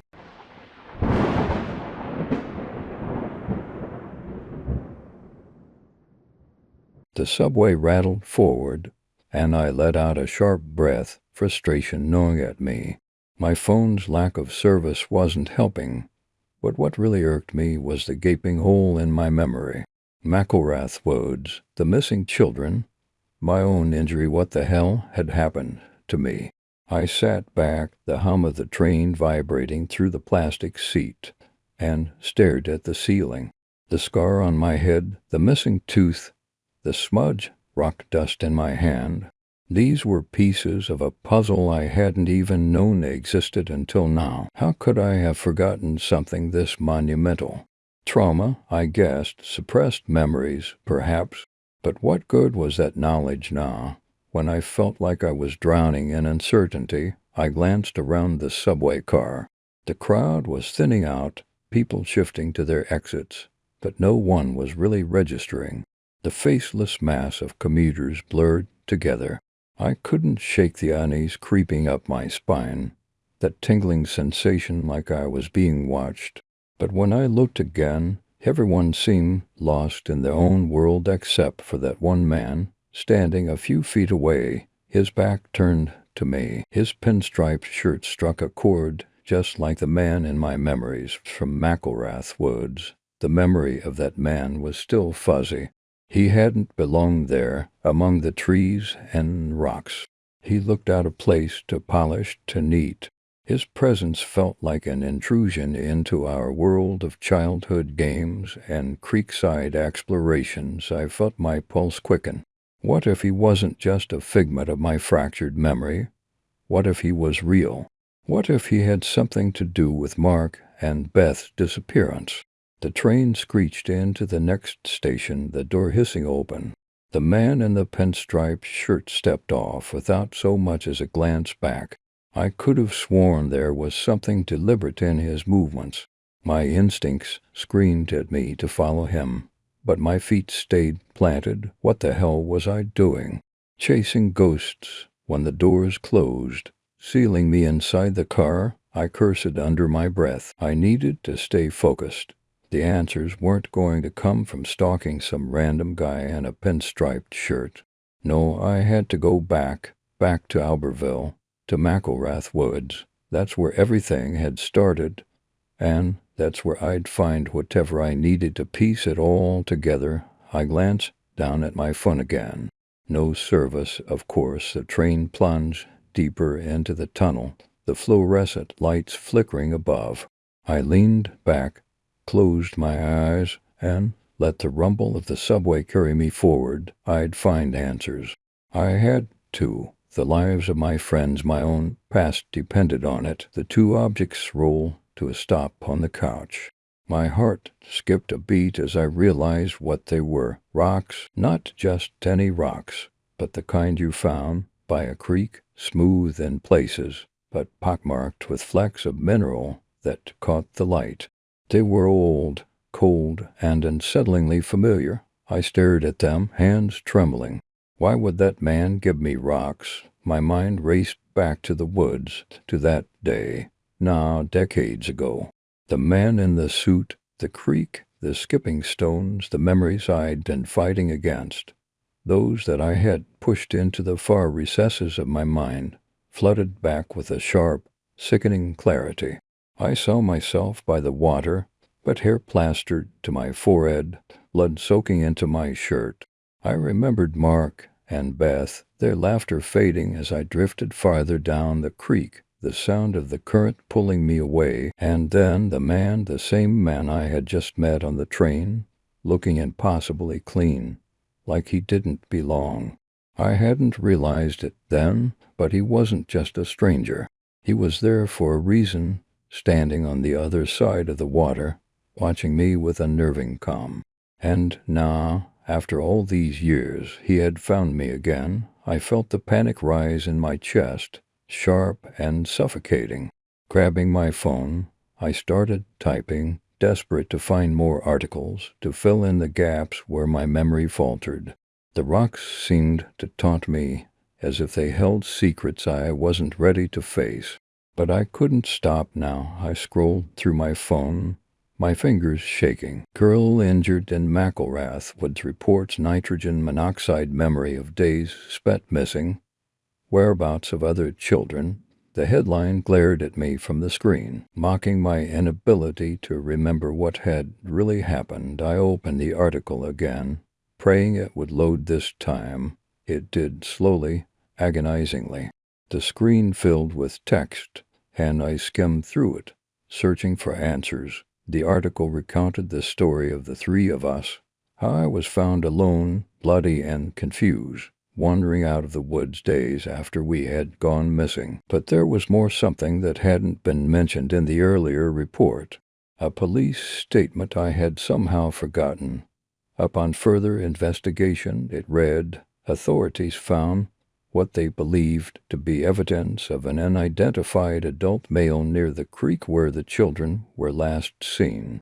Footprints and remnants of what appeared to be a makeshift camp were discovered about a mile from where the young girl was found. The man remains unidentified, and police have not ruled out the possibility that he was involved in the children's disappearance. The search for Mark and Beth continues. Though hopes of their safe recovery are diminishing, I dropped the phone, my breath catching in my throat. A makeshift camp, footprints, the man, he had been there. But if the police had suspected him, why hadn't they found him? Why wasn't he in prison, rotting away for what he had done to us? And why was he here, on the subway, slipping rocks into my bag and talking like we had unfinished business? I stood abruptly, knocking over the glass of wine. It splashed onto the floor, the dark liquid seeping into the carpet like blood. But I didn't care. I couldn't stay here. Not in this apartment. Not with those rocks sitting on my couch like they were waiting for something. Grabbing my coat, I shoved my phone into my pocket and darted out the door. I didn't have a plan, but I needed air, space to think, to breathe. The night was cold and sharp as I stepped onto the street, my breath puffing out in short, panicked bursts. I scanned the empty sidewalks, half expecting to see him standing in the shadows, watching me. But no one was there. I turned and started walking, fast, my feet hitting the pavement in rhythm with my pounding heart. Where was I going? It didn't matter. I just needed to move, to outrun the memories that were clawing their way back into my mind, threatening to suffocate me. My phone buzzed in my pocket. A text with trembling hands. I pulled it out and looked at the screen. You can't run from it forever. Mandy. My blood ran cold. I hadn't given him my number. How did he know?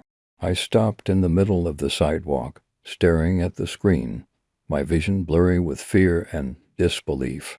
My chest tightened, and I felt the world spinning around me, the city lights flickering like distant stars. Then, without thinking, I reply, "What do you want from me?" The response came almost immediately. "You already know." I gripped my phone tightly, my mind racing. He was right.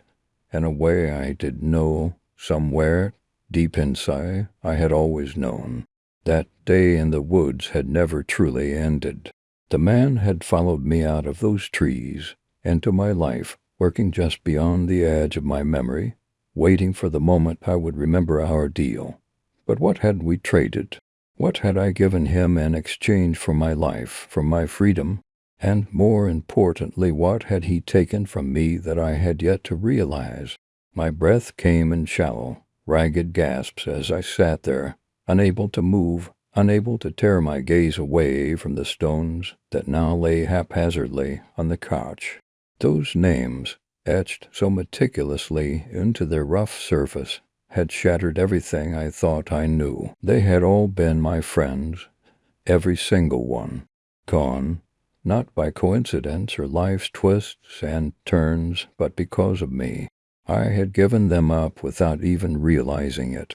Mark and Beth, Annie, Claire, their names whispered accusations I couldn't deny, no matter how desperately I wanted to. I clutched my knees to my chest, trying to contain the whirlwind of emotions threatening to tear me apart. My apartment, once a haven of sleek modernity, now felt like a mausoleum, cold, empty, echoing with all the things I had sacrificed in exchange for a life I'd thought was worth living. The accolades, the beauty, the security, all meaningless now in the face of what I had lost. I needed to get rid of the stones. I needed to toss them into the deepest, darkest place I could find and pretend none of this had ever happened. But I knew better. The moment those rocks appeared in my bag, the moment I spoke with the man on the train, everything had changed. I could feel that there was no escaping this.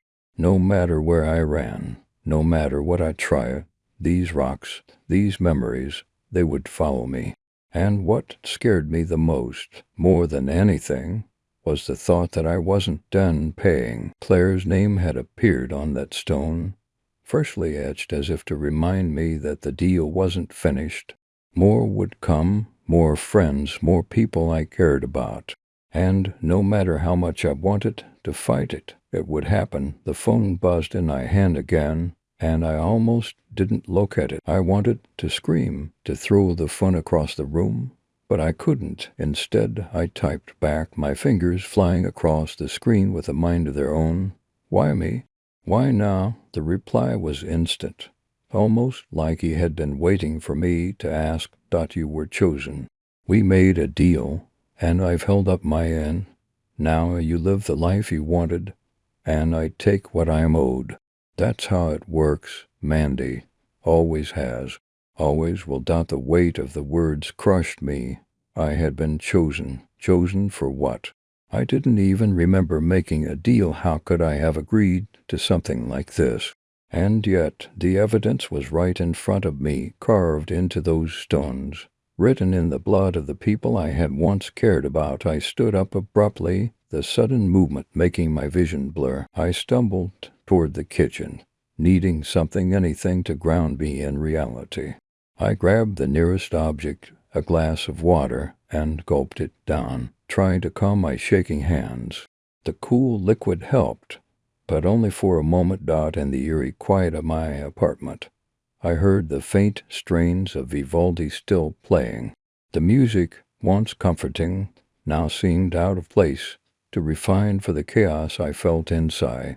I crossed the room, fumbling for the remote, and clicked the music off. Silence pressed in, thick and suffocating.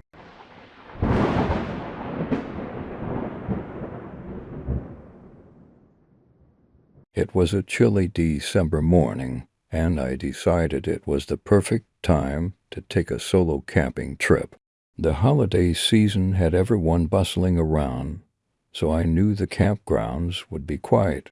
I had just bought a fancy new glamping tent, and this seemed like the best time to break it in. After cooking myself a mushroom omelet, I grabbed my camping checklist.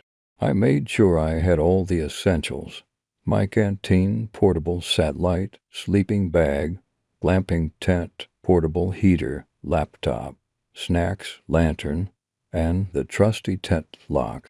Once I was packed and ready, I set off. Before hitting the campground, I stopped at a nearby gas station to fuel up and grab some chips.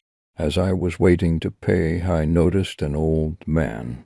He must have been in his 90s, with a shock of gray hair and a red cashmere sweater. He was buying a crowbar and a garbage bag. I couldn't help but stare at him, but the cashier's voice interrupted my thoughts, and I left the store without giving it much more thought.